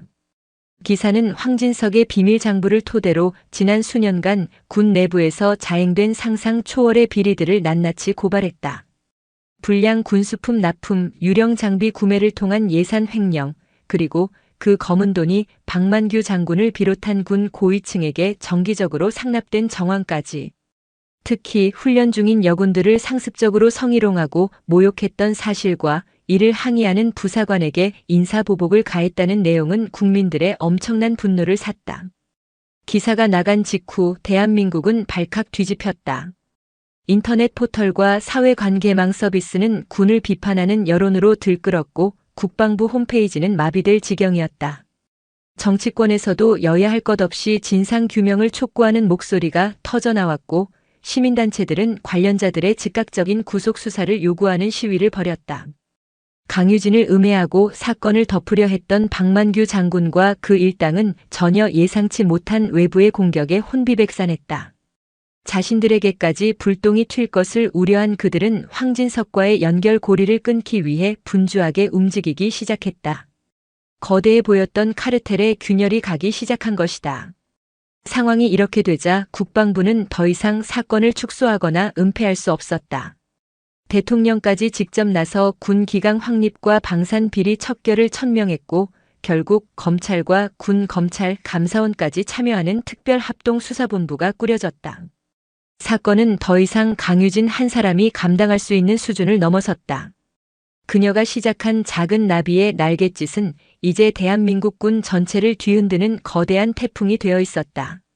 구치소에 수감되어 있던 황진석은 자신을 비호하던 세력이 움직이기 시작했다는 소식에 희망을 품고 있었다. 하지만 신문에 자신의 범죄 행각이 낱낱이 보도되고 자신을 도와주겠다던 박만규 장군이 연락을 피하기 시작하자 그는 극심한 불안감에 휩싸이기 시작했다. 자신만 모든 죄를 뒤집어쓰고 버려질 수도 있다는 공포가 그를 덮쳤다. 강유진은 직접 구치소로 황진석을 찾아갔다. 며칠 만에 마주한 그는 완전히 다른 사람이 되어 있었다. 오만하고 거만했던 모습은 온데간데 없고 초조함과 공포에 찌든 초라한 중년 남성의 모습만 남아 있었다. 황진석 중령. 이제 당신을 지켜줄 사람은 아무도 없어. 강유진은 차갑게 말했다. 그리고는 신문 일면 기사와 군납업체 대표들이 검찰에 제출한 진술서 일부를 그의 앞에 던져놓았다. 이게 다가 아니라는 건 당신이 더 잘 알겠지. 당신의 윗선들은 지금 당신을 버리고 자신들만 살 궁리를 하고 있다. 당신이 끝까지 입을 다물면 당신은 이 모든 죄를 혼자 뒤집어쓰고 수십 년을 감옥에서 썩게 될 거야. 강유진은 잠시 말을 멈추고 그의 눈을 똑바로 쳐다보았다. 하지만 당신이 진실을 말한다면 기회를 주지. 당신이 알고 있는 모든 것을 털어놓고 수사에 협조한다면 정상 참작을 받을 수 있도록 최대한 돕겠다. 선택은 당신 몫이야. 조직을 위해 혼자 죽을 것인가 아니면 당신을 배신한 조직의 진실을 밝히고 살아남을 것인가. 그것은 악마의 속삭임이자 유일한 구원의 동아줄이었다. 황진석의 눈동자가 격렬하게 흔들렸다. 그는 며칠간 자신을 외면했던 상급자들의 얼굴을 떠올렸다. 온갖 꾸준히 일을 도맡아 처리해주며 충성을 다했지만 위기가 닥치자 가차없이 자신을 버리려 하는 그들의 비정함에 치를 떨었다.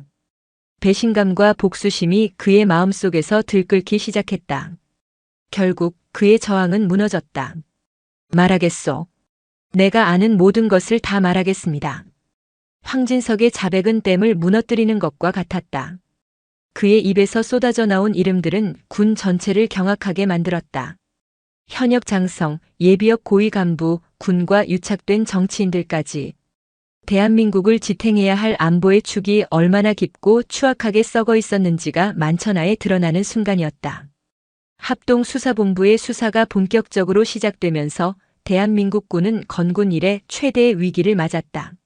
매일 아침 신문과 뉴스는 군 고위 간부들의 비리 혐의와 소환조사 소식으로 도배되었다. 별들이 줄줄이 떨어져 나갔고 철옹성 같았던 군 내부의 부패 카르텔은 뿌리부터 흔들리기 시작했다. 강유진을 음해하고 압박했던 박만규 장군 역시 수사 대상에 올라 소환 통보를 받았다. 그는 마지막까지 자신의 인맥을 총동원해 수사망을 빠져나가려 발버둥 쳤지만 이미 여론은 걷잡을 수 없이 악화된 상태였다. 결국 그는 모든 혐의를 시인하고 자신의 집무실에서 수갑을 차는 치욕을 당해야만 했다. 그의 몰락은 강유진에 맞섰던 구시대적 적폐 세력의 종말을 상징하는 사건이었다. 전세는 완벽하게 역전되었다.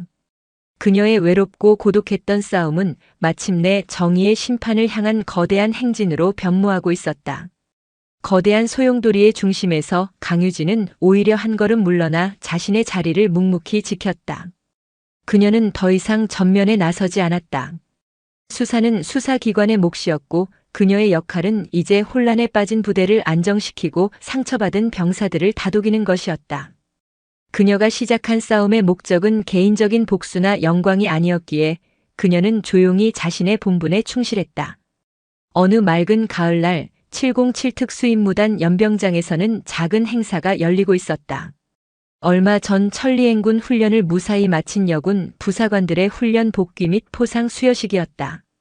단상 위에 선 강유진은 한 명 한 명의 이름을 호명하며 직접 표창장을 수여했다. 그녀는 그들의 눈을 마주치며 따뜻한 격려의 말을 건넸다. 이유미 중사. 당신의 용기가 우리 모두를 구했소. 고맙소. 박아름 하사, 김민지 하사. 그날 맨 뒤에서 묵묵히 처진 동료를 챙기던 모습 잊지 않겠소. 당신들은 진정한 군인이요. 그녀의 진심 어린 칭찬에 여군들의 얼굴에는 자부심과 감동이 어렸다. 그들은 더 이상 군의 소모품이나 차별의 대상이 아니었다. 한 사람의 당당한 군인이자 조직을 변화시킨 주역으로서 인정받고 있었다. 부대를 감싸던 패배감과 무력감은 사라지고 그 자리에는 건강한 자신감과 활기가 넘쳐 흘렀다. 행사가 끝난 후 강유진은 혼란스러웠던 부대의 분위기를 쇄신하고 병사들의 사기를 진작시키기 위한 여러 개혁 조치들을 단행했다.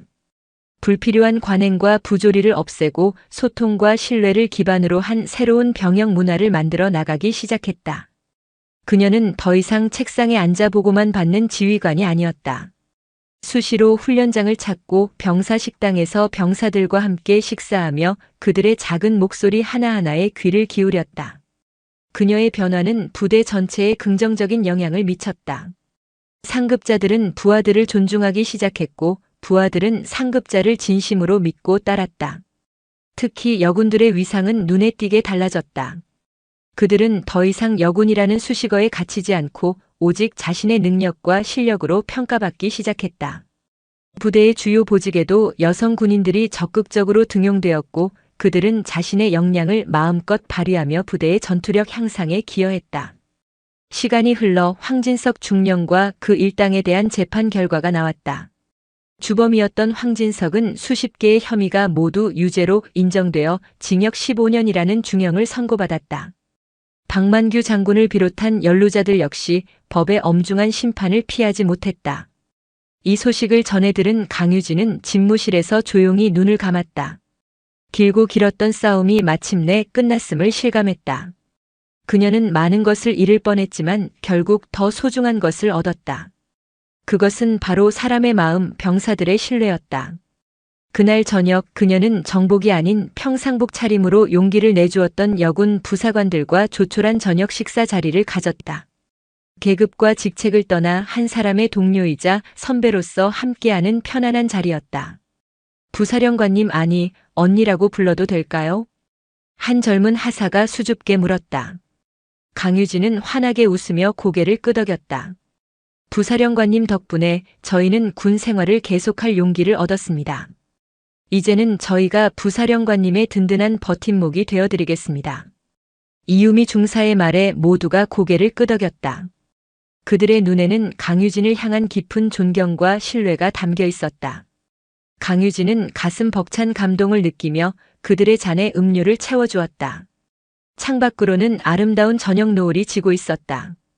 길고 어두웠던 터널을 지나 마침내 새로운 시대의 여명이 밝아오고 있었다. 강유진이 뿌린 작은 씨앗은 이제 굳건한 신뢰와 희망이라는 거목으로 자라나 대한민국 군의 미래를 밝히는 등불이 될 준비를 하고 있었다. 몇 년 후 강유진은 특전사 최초의 여성 사령관으로 취임했다. 그녀의 취임식에는 과거 지옥의 행군을 함께했던 여군들이 어엿한 중견 간부가 되어 가장 앞자리에서 그녀를 지켜보며 뜨거운 박수를 보냈다. 그들의 모습 위로 흙먼지 속에서 자신을 믿고 따라주던 앳된 얼굴들이 겹쳐 보였다. 강유진은 단상에 올라 마이크를 잡았다. 그녀의 시선은 연병장을 가득 메운 장병들을 지나 더 멀리 이 땅의 미래를 향하고 있었다. 나는 오늘 이 자리에서 여러분과 함께 새로운 시대를 열고자 한다. 군대는 영웅 한 사람에 의해 움직이는 조직이 아니다.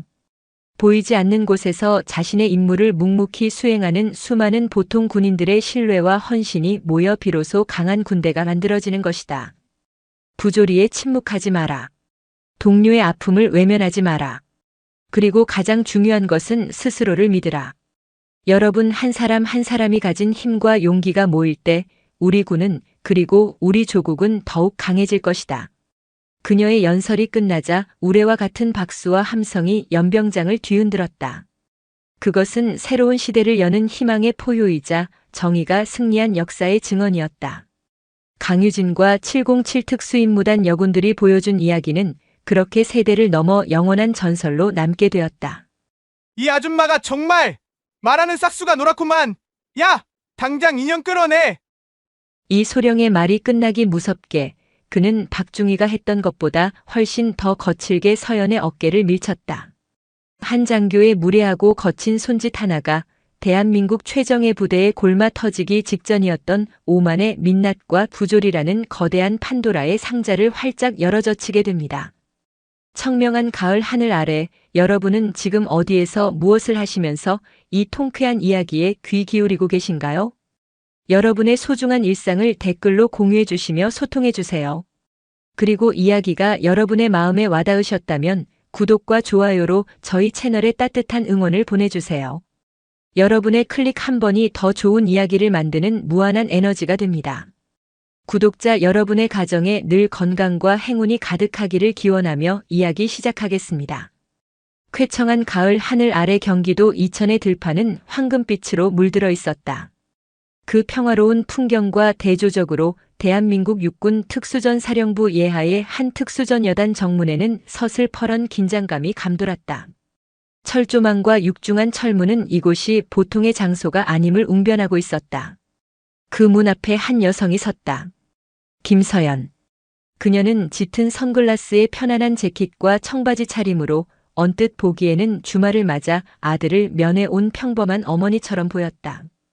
하지만 굳게 편 어깨와 조금의 흐트러짐도 없는 자세, 땅을 딛는 걸음걸이에서 뿜어져 나오는 고요한 기품은 그저 평범한 중년 여성의 것이 아니었다. 그녀의 눈에 보이지 않는 계급장은 그녀가 걸어온 수십 년의 군인으로서의 삶을 증명하고 있었다. 대한민국 육군 소장 김서연. 그녀는 지금 군인이 아닌 누나의 신분으로 이곳에 와 있었다. 우진아, 괜찮아야 할 텐데. 며칠 전 걸려온 전화 한 통이 그녀를 이곳으로 이끌었다. 20살 가까이 차이 나는 늦둥이 동생 김우진 대위가 야간 강화 훈련 중 발목을 심하게 다쳤다는 소식이었다. 부대에서는 심각한 부상은 아니다라고 했지만 부모님을 대신해 동생을 키우다시피 한 서연의 마음은 타들어가는 듯했다. 어릴 적 툭하면 넘어져 무릎이 깨지던 코올릭의 동생이 대한민국 최정예 특전사 대위가 된 것은 대견하고 자랑스러운 일이었지만 그만큼 늘 마음 한구석에는 불안감이 도사리고 있었다. 서연은 면회소 입구로 발걸음을 옮겼다. 초소에 서 있던 젊은 헌병이 그녀의 앞을 막아섰다. 갓 20살을 넘겼을까 앳된 얼굴이었지만 눈빛만은 날카롭게 살아있었다. 어디로 가시는 겁니까? 딱딱하고 의례적인 질문이었다. 서연은 부드러운 목소리로 답하며 미리 준비해온 서류를 꺼내려 가방을 열었다. 면회 왔습니다. 김우진 대위를 만나러 왔어요. 헌병은 그녀를 위아래로 훑어보았다. 그의 시선이 서연의 평범한 옷차림과 화장기 없는 얼굴에 잠시 머물렀다. 그의 표정에 미세한 의구심이 스쳤다. 김우진 대위님 면회 말씀이십니까? 혹시 사전 연락은 되셨습니까? 네, 동생이 다쳤다는 연락을 받고 오는 길입니다. 담당 부서와 통화도 마쳤습니다. 서연이 신분증과 면회 신청서를 건넸다. 헌병은 서류를 받아들었지만 시선은 여전히 의심을 거두지 않은 채였다. 그는 서류를 대충 넘겨보는가 싶더니 옆에 있던 동료 헌병과 무언의 눈빛을 주고받았다. 이내 그의 입가에 희미한 비웃음이 걸렸다. 갑자기 그의 말투가 미묘하게 달라졌다. 아줌마, 여기가 아무나 그냥 들어오는 곳이 아니에요. 아줌마라는 호칭에 서연의 미간이 순간 좁혀졌다. 수십 년 군 생활 동안 단 한 번도 들어본 적 없는 낯선 단어였다. 하지만 그녀는 표정 변화 없이 차분함을 유지했다. 이곳은 동생이 복무하는 부대였고 괜한 마찰을 일으키고 싶지 않았다. 알고 있습니다. 그래서 정식 절차를 밟아 신청서를 제출한 것이고요. 서류를 다시 한번 잘 확인해 주시겠어요? 서연의 침착한 대응이 오히려 헌병의 오만함을 부추긴 듯 했다. 그는 피식 웃으며 서류를 동료에게 건넸다. 야, 이거 봐라. 이 아줌마가 김우진 대위님 가족이란다. 에이, 설마요. 대위님이 어떤 분인데? 그들의 노골적인 조롱이 서연의 귓가에 날아와 박혔다. 서연은 깊게 숨을 들이마셨다. 분노가 치밀었지만 그보다 동생을 봐야 한다는 마음이 더 컸다. 그녀는 자신의 감정을 억누르며 다시 한번 정중하게 말했다. 제가 김우진 대위의 누나입니다. 신분증에도 명시되어 있으니 확인 부탁합니다. 바로 그때 위병소 안에서 한 장교가 걸어 나왔다. 중위 계급장을 단 30 초반으로 보이는 남자였다. 특전사 특유의 다부진 체격과 짧은 머리, 자신감 넘치는 표정의 박준혁 중이었다. 그는 소란스러운 분위기를 감지하고는 헌병에게 다가와 무슨 일이냐는 듯 턱짓을 했다. 박중희님, 이 아줌마가 김우진 대위님 면회를 왔다고 주장하는데 아무래도 좀 이상합니다. 헌병의 보고를 받은 박중희는 서연에게로 시선을 돌렸다. 그의 눈에는 노골적인 경멸과 냉소가 담겨 있었다. 그는 서연의 머리부터 발끝까지를 마치 값싼 물건을 감정하듯 훑어보았다. 아주머니, 김우진 대위 가족이라고요? 정말입니까? 그의 말투는 헌병보다 한술 더 떠 처음부터 서연을 거짓말쟁이로 단정하고 있었다. 서연은 불쾌감을 감추고 또렷하게 대답했다. 그렇습니다. 제가 김우진 대위의 보호자입니다. 보호자라. 박중희는 코웃음을 치며 거들먹거리는 자세로 그녀에게 한 걸음 다가섰다. 여기가 어떤 곳인지는 알고 오셨습니까? 대한민국에서 가장 강한 군인들이 모인 곳입니다. 아무나 드나들 수 있는 곳이 아니란 말입니다. 그런데 아주머니 같은 분이 특전사 장교와 가족관계라니 상식적으로 좀 이해가 안 가서요. 그의 말은 예의라는 포장지를 벗어 던진 날카로운 모욕이었다. 아주머니 같은 분. 그 말이 서연의 가슴에 비수처럼 꽂혔다. 내가 어떤 사람으로 보이기에. 그녀는 자신의 평범한 옷차림을 잠시 내려다보았다. 동생을 만나러 오는 길에 장군으로서의 위엄이나 권위는 모두 벗어두고 그저 평범한 누나이고 싶었다. 그것이 실수였을까? 외모로 사람을 판단하시는 건 군인으로서 바람직한 태도는 아닌 것 같군요. 서연의 차분한 지적에 박중희의 얼굴이 순간 굳어졌다. 감히 일개 민간인이 자신을 가르치려 든다고 생각한 모양이었다. 외모가 아니라 품격의 문제죠. 특전사 장교의 가족이라면 그만한 품격이 있어야 하는 것 아닙니까? 그런데 아주머니는 글쎄요. 박중희의 말에 주변 헌병들이 참지 못하고 킥킥거리는 웃음을 터뜨렸다. 그 순간 서연의 눈빛이 싸늘하게 식었다. 그녀는 더 이상 참을 필요가 없다고 판단했다. 하지만 목소리는 여전히 강철처럼 차분했다. 그만한 품격이 어떤 것인지 한번 설명해 보시겠습니까, 중위.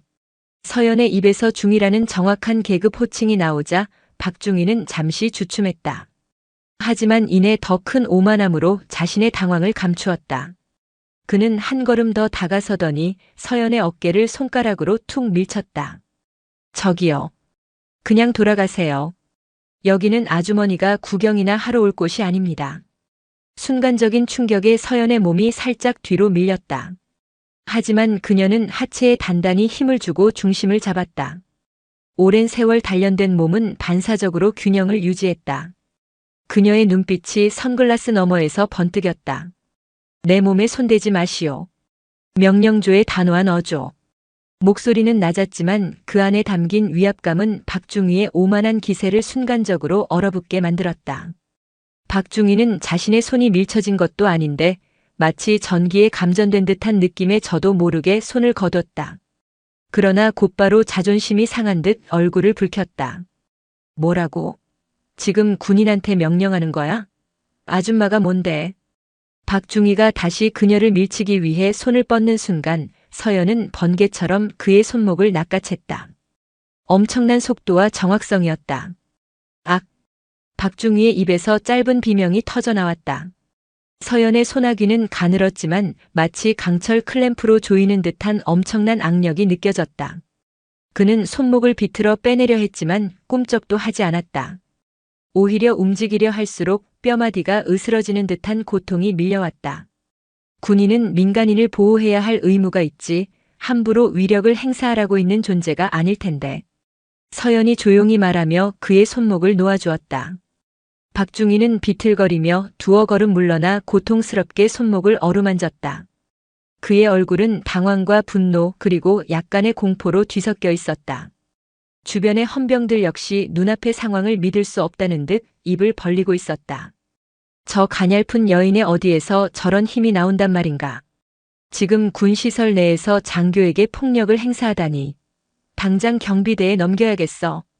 박중희가 창피함을 감추기 위해 목소리를 높였다. 서연은 천천히 선글라스를 벗었다. 가을 햇살 아래 드러난 그녀의 맨 얼굴은 평범했지만 그 눈빛만은 비범했다.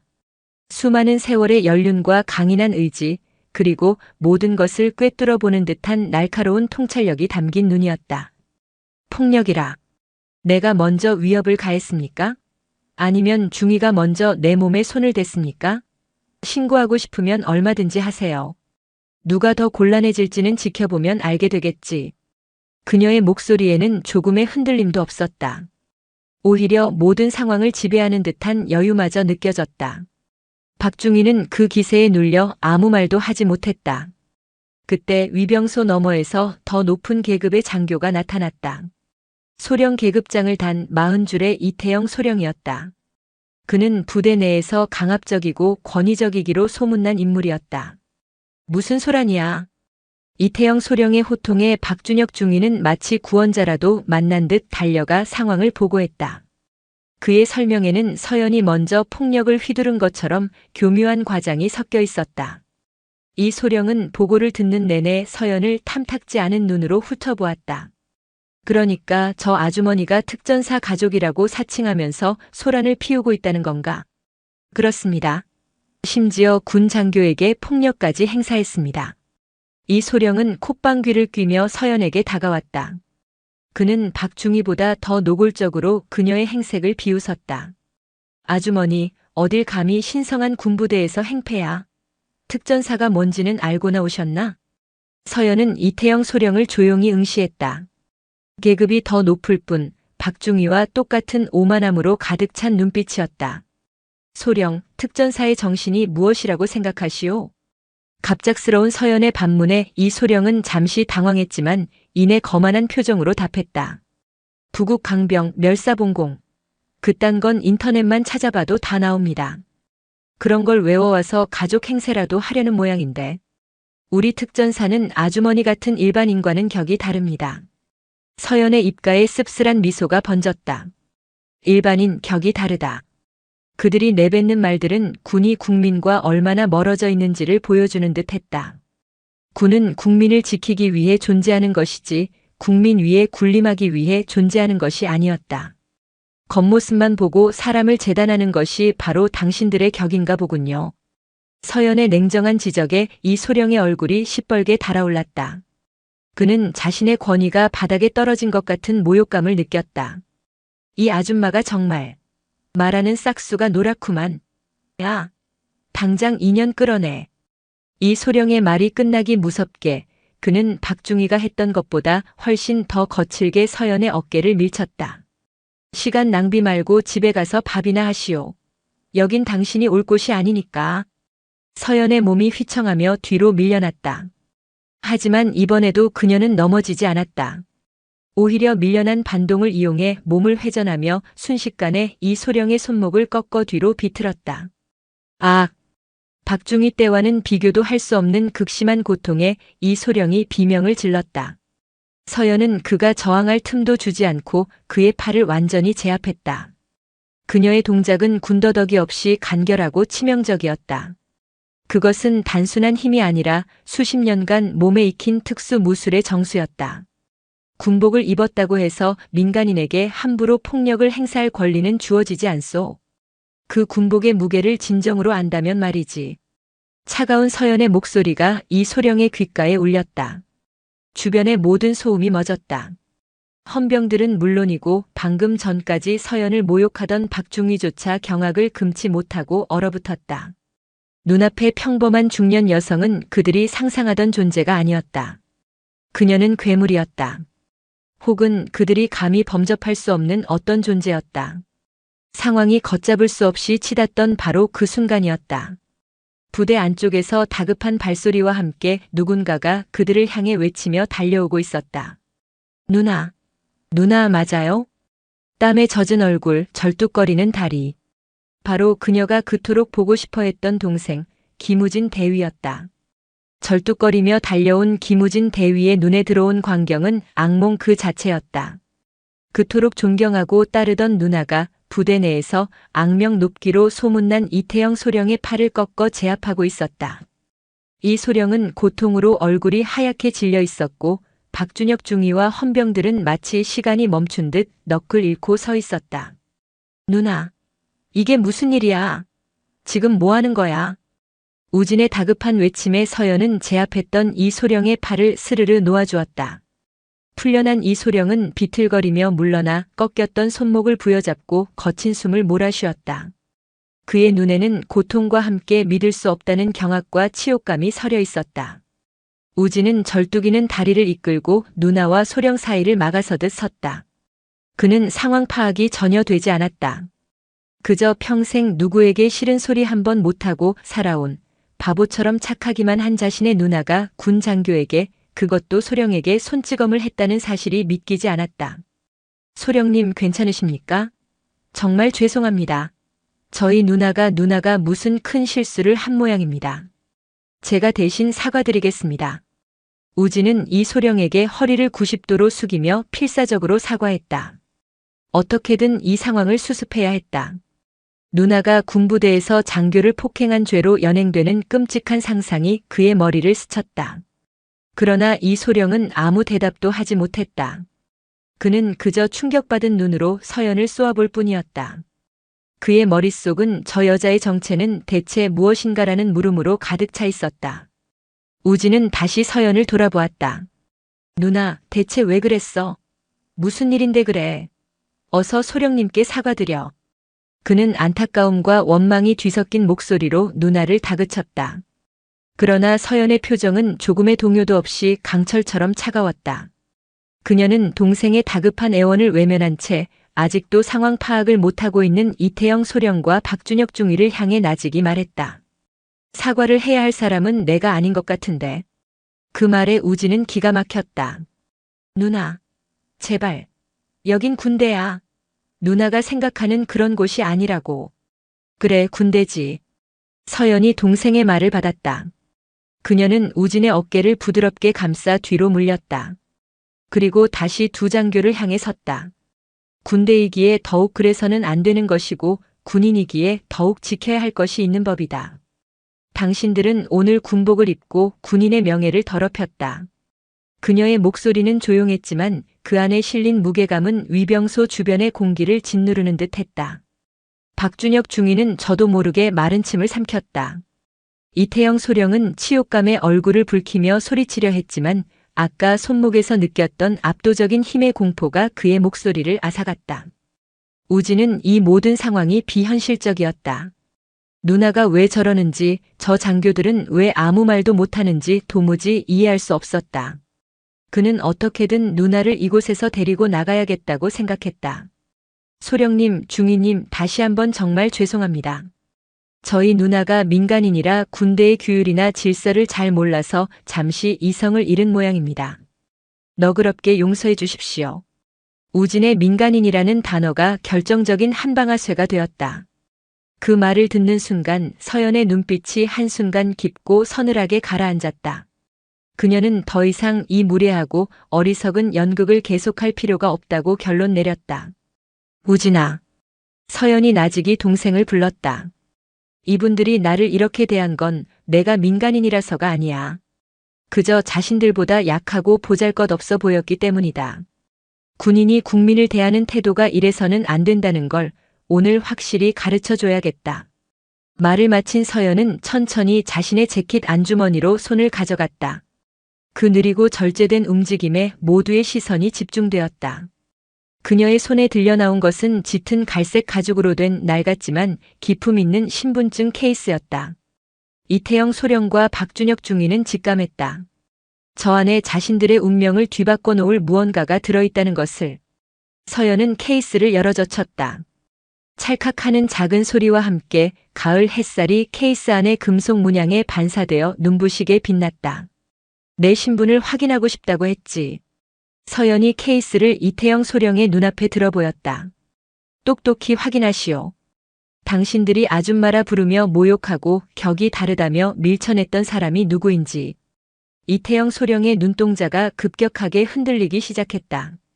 그의 시선은 신분증에 박힌 사진, 이름, 그리고 이름 옆에 선명하게 새겨진 3개의 은빛 무궁화 봉오리에 고정되었다. 별. 그것은 하늘의 별보다 따기 어렵다는 군인의 꿈이자 선망의 상징이었다. 그런데 하나도 아니고 셋이었다. 대한민국 육군 소장 김서연. 소소. 이태영 소령의 입술이 경련하듯 떨렸다. 소장이라는 단어가 목구멍에 걸려 제대로 나오지 않았다. 그의 뇌는 눈앞의 정보를 받아들이기를 거부했다. 평범한 옷차림의 중년 여성. 아줌마. 그가 함부로 밀치고 조롱했던 그 여인이 현역 삼성 장군이라고. 사단 장급도 아닌 군단 장급 이상의 최고위 지휘관이라고. 그의 등줄기에서 식은땀이 폭포수처럼 흘러내렸다. 다리가 후들거려 서 있는 것조차 힘들었다.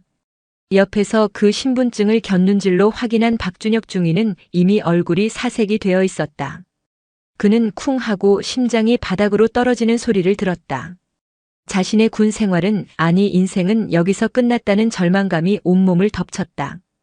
이제 내가 누구인지 알겠나? 서연의 목소리는 여전히 차분했지만 그들에게는 하늘의 천둥처럼 들렸다. 그 순간 이태영 소령의 몸이 반사적으로 움직였다. 그는 거의 무너질 듯한 자세에서 간신히 힘을 짜내 허리를 꼿꼿이 세웠다.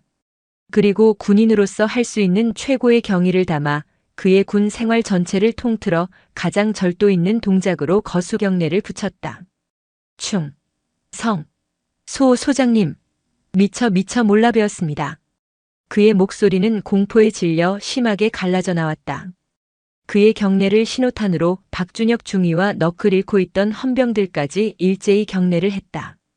위병소 앞은 방금 전의 소란과 조롱은 온데간데 없이 살얼음판 같은 정적과 공포만이 감돌았다. 가장 큰 충격을 받은 것은 김우진 대위였다. 그는 자신의 눈앞에서 벌어지는 광경을 도저히 이해할 수 없었다. 소장님, 자신의 누나가 늘 자상하고 때로는 잔소리꾼이었던 평범한 누나가 저 오만불손한 소령과 중위를 단 한마디 말과 신분증 하나로 벌벌 떨게 만드는 삼성 장군이라고. 그의 머릿속이 하얗게 비어버렸다. 서연은 그들의 경례를 받지 않았다. 그녀는 여전히 싸늘한 눈으로 그들을 내려다보았다. 몰랐다고 했나? 신청 서류에 내 이름과 주민등록번호가 버젓이 적혀 있었을 텐데. 확인도 하지 않은 건가? 아니면 확인하고도 무시한 건가? 죄송합니다. 저희가 미처 확인을. 그럼 계급이 낮거나 신분이 불분명한 국민은 그렇게 함부로 대해도 된다는 것이 자네들의 방식인가? 그것이 당신들이 말하는 특전사의 격이고 정신인가? 서연의 질책은 날카로운 칼날이 되어 그들의 심장을 후벼 팠다. 아무도 대답하지 못했다. 아니, 할 수 없었다. 그들의 오만과 편견이 불러온 재앙 앞에서 그들은 그저 죄인일 뿐이었다.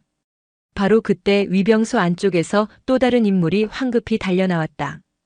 이 부대의 지휘관인 최민호 중령이었다. 위병소의 소란을 보고받고 상황을 파악하러 나온 길이었다. 아니, 여기서 무슨 소란인가? 이소령, 박중희, 자네들 지금. 최중령은 말을 잇지 못했다. 부대에서 가장 기세등등하던 이태영 소령과 박준혁 중위가 처음 보는 중년 여성 앞에서 사색이 되어 경례를 붙이고 있는 기괴한 광경 때문이었다. 그는 상황을 파악하기 위해 김우진 대위에게 시선을 돌렸다. 김 대위, 이게 다 무슨 일인가? 이분은 누구시고? 우진이 뭐라고 대답하기도 전에 최중령의 시선이 서연의 손에 들린 신분증 케이스에 닿았다. 그는 특전사 부대장으로서 수많은 고위 장성들을 접해왔다. 한눈에 그것이 장군의 신분증임을 알아보았다. 그의 심장이 덜컥 내려앉았다. 그는 황급히 서연에게 다가갔다. 그리고 신분증을 확인하는 순간 그의 얼굴에서 핏기가 완전히 가셨다. 소 소장님. 최민호 중령의 등이 반사적으로 꼿꼿하게 펴졌다. 그의 오른손은 마치 용수철처럼 튀어올라 관자놀이에 붙었다. 소장님. 여단장 최민호 중령입니다. 부대 관리에 소홀함이 있었습니다. 처분해 주십시오. 부대 전체를 책임지는 여단장의 입에서 나온 처분이라는 단어는 이태영 소령과 박준혁 중위에게 사형 선고나 다름없었다. 최 중령의 등장은 이 사건이 더 이상 개인적인 실수가 아닌 부대 전체의 기강 해이 문제로 비화되었음을 의미했다. 서연은 비로소 최 중령의 경례를 받으며 들고 있던 신분증 케이스를 천천히 닫았다. 그녀의 시선은 공포에 질린 이 소령과 박중희를 지나 부대의 총책임자인 최 중령에게로 향했다. 여단장. 예, 소장님. 내가 오늘 이곳에서 본 것은 특전사의 자부심이 아니라 오만함이었고 철통 같은 보안이 아니라 허술한 편견이었다. 이 문제를 어떻게 처리할 생각이지? 차가운 서연의 물음에 가을의 맑은 하늘 아래 서 있던 모두는 혹독한 겨울의 한파가 자신들을 덮쳐오는 것을 느꼈다. 이제 막 진짜 심판의 시간이 시작되고 있었다. 최민호 중령의 등장은 얼어붙었던 위병소의 공기를 단번에 깨부수었다. 그의 존재는 이 사건이 더 이상 몇몇 장교들의 일탈이 아닌 지휘관이 직접 책임져야 할 부대 전체의 문제임을 공표하는 것이나 마찬가지였다. 그는 자신의 군 경력에 씻을 수 없는 오점이 생겼다는 사실에 분노와 모멸감을 느꼈다. 그 분노의 화살은 고스란히 자신의 부하들에게로 향했다. 이태영 소령, 박준혁 중위, 당장 무장 해제하고 여단장실 앞 대기실로 가서 대기한다. 실시. 최 중령의 목소리는 분노로 가늘게 떨리고 있었다. 그의 불호령에 이태영 소령과 박준혁 중위는 죄인처럼 고개를 떨구었다. 무장 해제는 장교에게 내릴 수 있는 가장 큰 수치 중 하나였다. 그들은 아무런 저항도 변명도 하지 못한 채 허리춤에 권총을 풀어 헌병에게 넘겼다. 모든 것을 체념한 자의 움직임이었다. 그러나 두 사람이 발걸음을 옮기려던 그 순간 그들을 제지하는 목소리가 들렸다. 잠깐 여단장. 김서연 소장의 나직한 부름이었다. 최 중령은 당황하며 그녀를 돌아보았다. 예, 소장님. 기강을 바로 세우지 못한 지휘관으로서 그들에 대한 처분은 나중에 논하도록 하지. 우선은 내가 이곳에 온 목적인 동생부터 만나야겠다. 조용한 휴게실로 안내해 주겠나? 서연은 마치 방금 전에 험악했던 상황은 다 잊었다는 듯 담담하고 차분한 목소리로 말했다. 그녀의 태도에 최 중령은 물론 이 소령과 박중희, 심지어 김우진 대위조차 놀라움을 금치 못했다. 방금 전 자신을 모욕하고 폭행하려 한 이들을 눈앞에 두고도 그녀는 사적인 감정보다 공적인 절차와 원래의 목적을 우선시하고 있었다. 그것이 바로 수십 년간 전장을 누비며 몸에 밴 지휘관의 자세였다. 아, 예. 알겠습니다. 당장 안내해드리겠습니다. 최 중령은 황급히 앞장서며 그들을 부대 안쪽의 간부 휴게실로 안내했다. 복도를 걷는 동안 마주치는 모든 장교와 병사들이 걸음을 멈추고 그들에게 경례를 했다. 소문은 이미 부대 전체에 파다하게 퍼져나가고 있었다. 위병소에서 한 아줌마가 이태영 소령을 단숨에 제압했으며 그녀의 정체는 현역 삼성 장군이었다는 영화 같은 이야기가. 병사들은 경외와 호기심이 뒤섞인 눈으로 서연을 힐끔거렸다. 휴게실에 도착하자 최 중령은 깍듯하게 차를 내오며 서연의 눈치를 살폈다. 소장님 편히 쉬고 계시면 바로. 여단장은 잠시 나가 있게. 동생과 조용히 얘기 좀 나누고 싶으니. 예, 알겠습니다. 최 중령이 물러나고 널찍한 휴게실에는 서연과 우진 단둘만이 남았다. 어색한 침묵이 흘렀다. 우진은 여전히 충격에서 벗어나지 못한 얼굴로 자신의 누나를, 아니 소장님을 어떻게 대해야 할지 몰라 안절부절 못하고 있었다. 그는 차마 자리에 앉지도 못한 채 뻣뻣하게 서 있었다. 서연이 먼저 침묵을 깼다. 그녀의 목소리는 장군이 아닌 다정한 누나의 것으로 돌아와 있었다. 우진아, 다리 아플 텐데 서 있지 말고 이리 와서 앉아. 그 한마디에 우진의 굳어있던 감정이 와르르 무너져 내렸다. 그는 누나의 맞은편 소파에 주저앉으며 떨리는 목소리로 물었다. 누나, 아니, 소장님, 이게 다 어떻게 된 일이에요? 왜 저한테 한 번도 말씀 안 하셨어요? 그의 목소리에는 혼란스러움과 함께 서운함이 묻어났다. 서연은 따뜻한 찻잔을 들어 그의 앞에 놓아주며 부드럽게 미소 지었다. 내가 장군이라는 사실이 너한테는 짐이 될 거라고 생각했어. 김서연 소장의 동생이 아니라 김우진 대위 스스로의 힘으로 인정받고 성장하길 바랐다. 내가 특전사에 지원했을 때도, 내가 이곳에서 훈련받고 복무하는 모든 순간에도 나는 그저 멀리서 묵묵히 응원하는 누나이고 싶었어. 서연의 진심 어린 말에 우진은 고개를 숙였다. 누나의 깊은 뜻을 이제야 알 것 같았다. 하지만 이내 분노가 치밀어 올랐다. 그렇다고 해도 저 자식들이 누나한테 어떻게 했는지 제가 다 봤어요. 감히 누나를. 우진의 주먹이 부들부들 떨렸다. 만약 누나가 장군이 아니었다면, 정말 평범한 중년 여성이었다면 오늘 어떤 끔찍한 일을 당했을지 상상조차 하기 싫었다. 진정해, 우진아. 서연이 그의 손등을 부드럽게 감싸주었다. 화가 나는 건 당연해. 나도 화가 났으니까. 하지만 분노는 문제를 해결하지 못해. 중요한 건 이런 일이 왜 일어났는지, 그리고 다시는 이런 일이 일어나지 않게 하려면 어떻게 해야 하는지를 생각하는 거야. 그놈들은 그냥 군대에서 쫓아내야 해요. 저런 자들이 어떻게 대한민국 장교입니까? 쫓아내는 건 가장 쉬운 방법이지. 서연은 차분하게 말을 이었다. 썩은 가지 몇 개를 잘라낸다고 해서 병든 나무 전체가 건강해지지는 않아. 나는 오늘 자네 부대가 썩은 가지 몇 개를 가진 부대가 아니라 병이 들기 시작한 나무일지도 모른다는 생각을 했다. 뿌리부터 제대로 진단하고 치료해야 해. 절단이 아니라. 그녀의 말에는 개인적인 모욕에 대한 분노를 넘어 군 전체를 걱정하는 지휘관의 깊은 고뇌가 담겨 있었다. 우진은 더 이상 아무 말도 할 수 없었다. 그는 자신의 누나가 얼마나 크고 넓은 시야를 가진 사람인지 새삼 깨닫고 있었다. 그보다 내 다친 발목이나 좀 보자. 군의관은 뭐라고 하던? 서연은 화제를 돌려 우진의 발목을 살폈다. 우진은 얼떨결에 자신의 발목 상태를 설명하면서도 마음속으로는 거대한 폭풍이 휩쓸고 지나간 듯한 먹먹함을 느꼈다. 얼마 후 휴게실 밖에서 대기하고 있던 최민호 중령이 조심스럽게 안으로 들어왔다. 그는 서연과 우진 앞에 서서 깊이 고개를 숙였다. 소장님, 잠시 드릴 말씀이 있습니다. 서연은 우진의 어깨를 두드려주고는 자리에서 일어나 최 중령을 마주했다. 여단장실로 가지. 여단장실의 무거운 공기는 최 중령의 심정을 대변하는 듯 했다. 그는 자신의 지휘관 책상에 서서 맞은편 소파에 앉은 서연을 감히 쳐다보지도 못했다. 소장님, 이번 사태에 대한 모든 책임은 부대 관리를 소홀히 한 저에게 있습니다. 이태영 소령과 박준혁 중위는 군인 복무규율 위반, 직권남용, 그리고 상관 모욕 미수 등 적용 가능한 모든 규정을 엄격히 적용하여 즉시 보직 해임하고 징계위원회에 회부하겠습니다. 무리를 일으킨 위병소 근무자들 역시. 됐네. 서연이 그의 말을 잘랐다. 최중령은 긴장된 얼굴로 그녀를 바라보았다.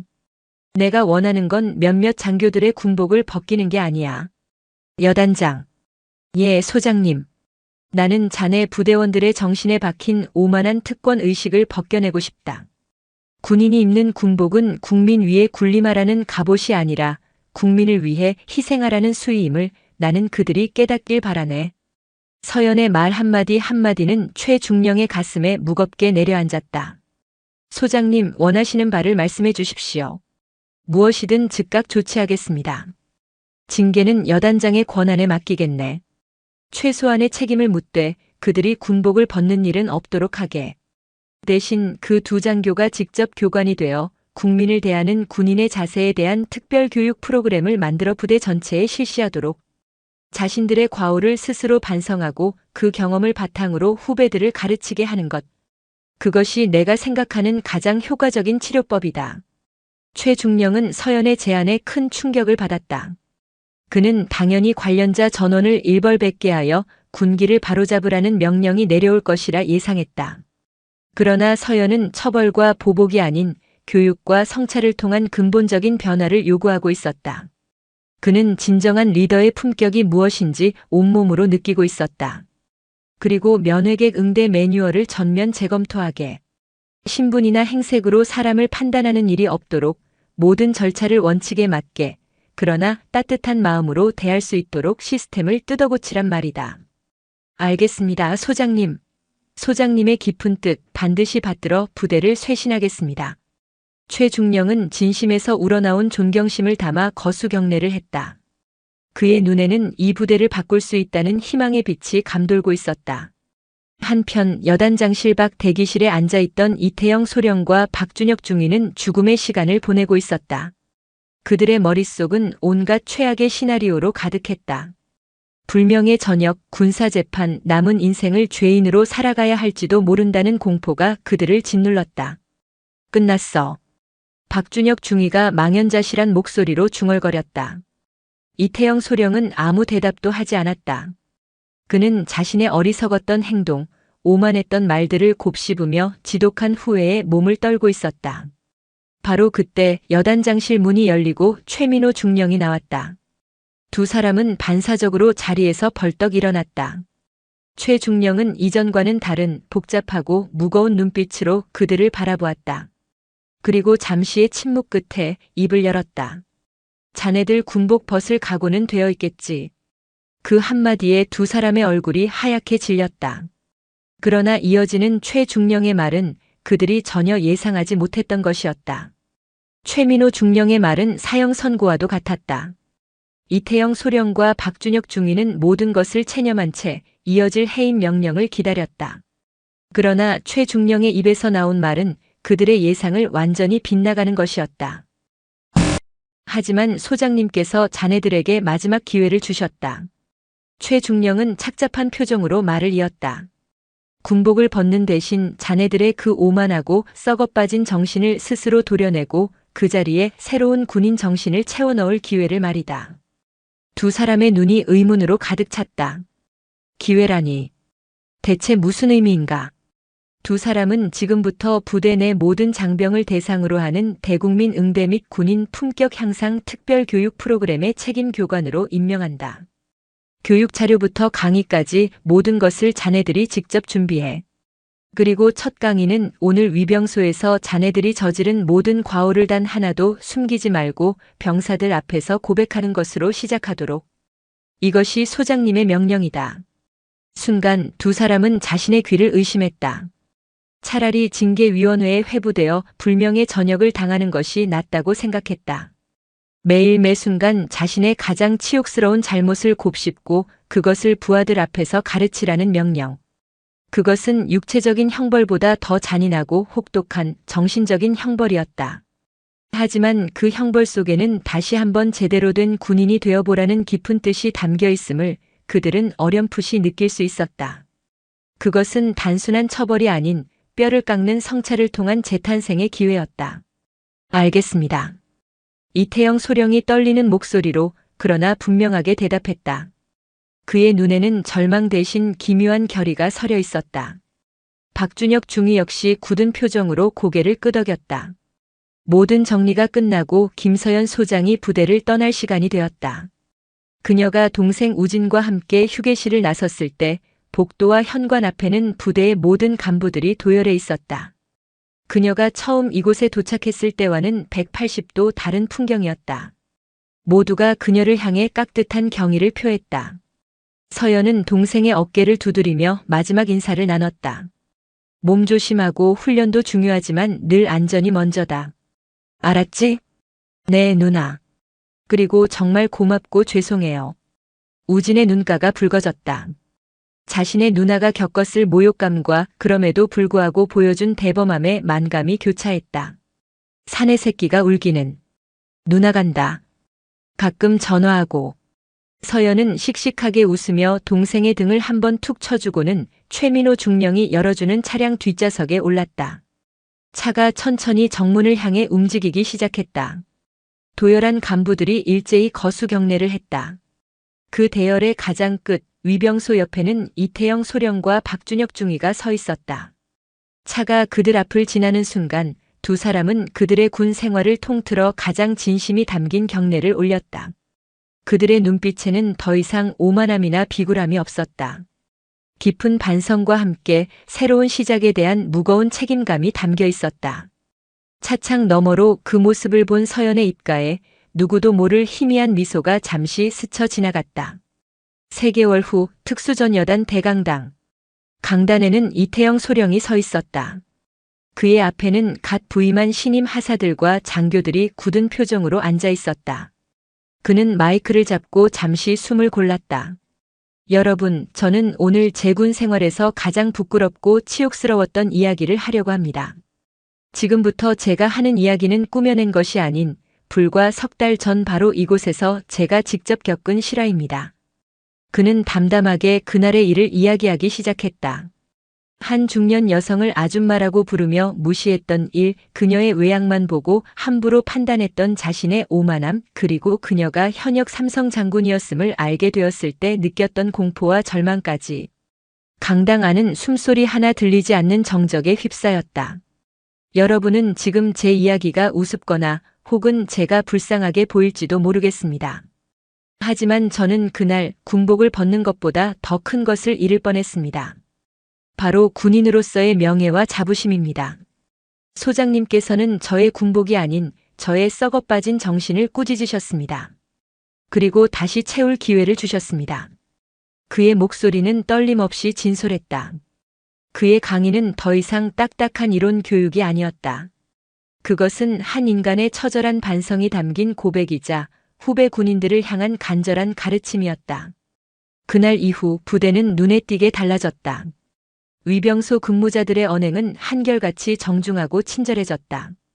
면회 절차는 신속하고 정확해졌으며 부대를 찾는 모든 민간인은 따뜻한 환대를 받았다. 겉모습으로 사람을 판단하지 말라는 그날의 교훈은 부대 전체를 관통하는 새로운 불문율이 되었다.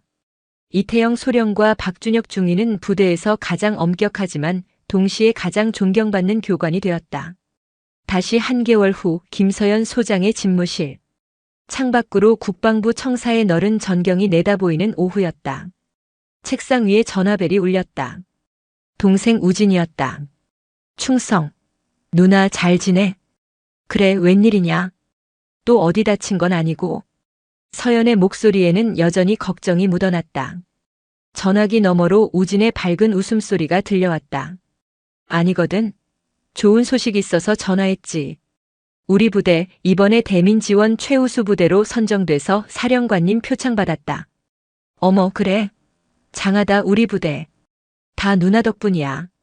참, 여기 부대에 누나 관련해서 전설이 하나 생긴 거 알아? 전설? 우진은 키득거리며 말을 이었다. 아무도 김서연 소장님이라고 안 불러. 다들 이천 위병소의 여신이라고 하지. 겉모습만 보고 판단하는 오만한 군인들의 코를 납작하게 만들고 홀연히 사라진 정의의 여신이래. 그 말에 서연은 저도 모르게 웃음을 터뜨렸다. 여신이라니 자신과는 영 어울리지 않는 별명이었다. 이태영 소령님하고 박준혁 중위님은 지금 부대에서 완전 참군인의 아이콘이야. 그분들 교육 한번 듣고 나면 정신이 번쩍 든다고 다들 그래. 흉터가 자랑스러운 무공훈장이 된 셈이지. 그래, 다행이구나. 전화를 끄는 서연은 의자에 깊숙이 몸을 기댄 채 창밖을 바라보았다. 그녀의 시선은 맑고 높은 가을 하늘을 향했다. 한 사람의 진심 어린 꾸짖음과 너그러운 용서가 강철 같던 조직을 얼마나 긍정적으로 변화시킬 수 있는지를 그녀는 다시 한번 확인했다. 진정한 강함은 상대를 굴복시키는 힘이 아니라 상대를 변화시키는 품격에서 나온다는 것을. 이천의 그 부대에서는 오늘도 새로운 역사가 쓰이고 있었다. 겉모습이 아닌 사람의 마음을 먼저 보고 국민을 존중하는 것이 가장 강한 군인의 길임을 깨달은 이들에 의해. 그리고 그 변화의 중심에는 이제는 전설이 된 위병소의 여신이 남긴 깊은 울림이 있었다. 모든 것은 그렇게 더 나은 방향으로 제자리를 찾아가고 있었다.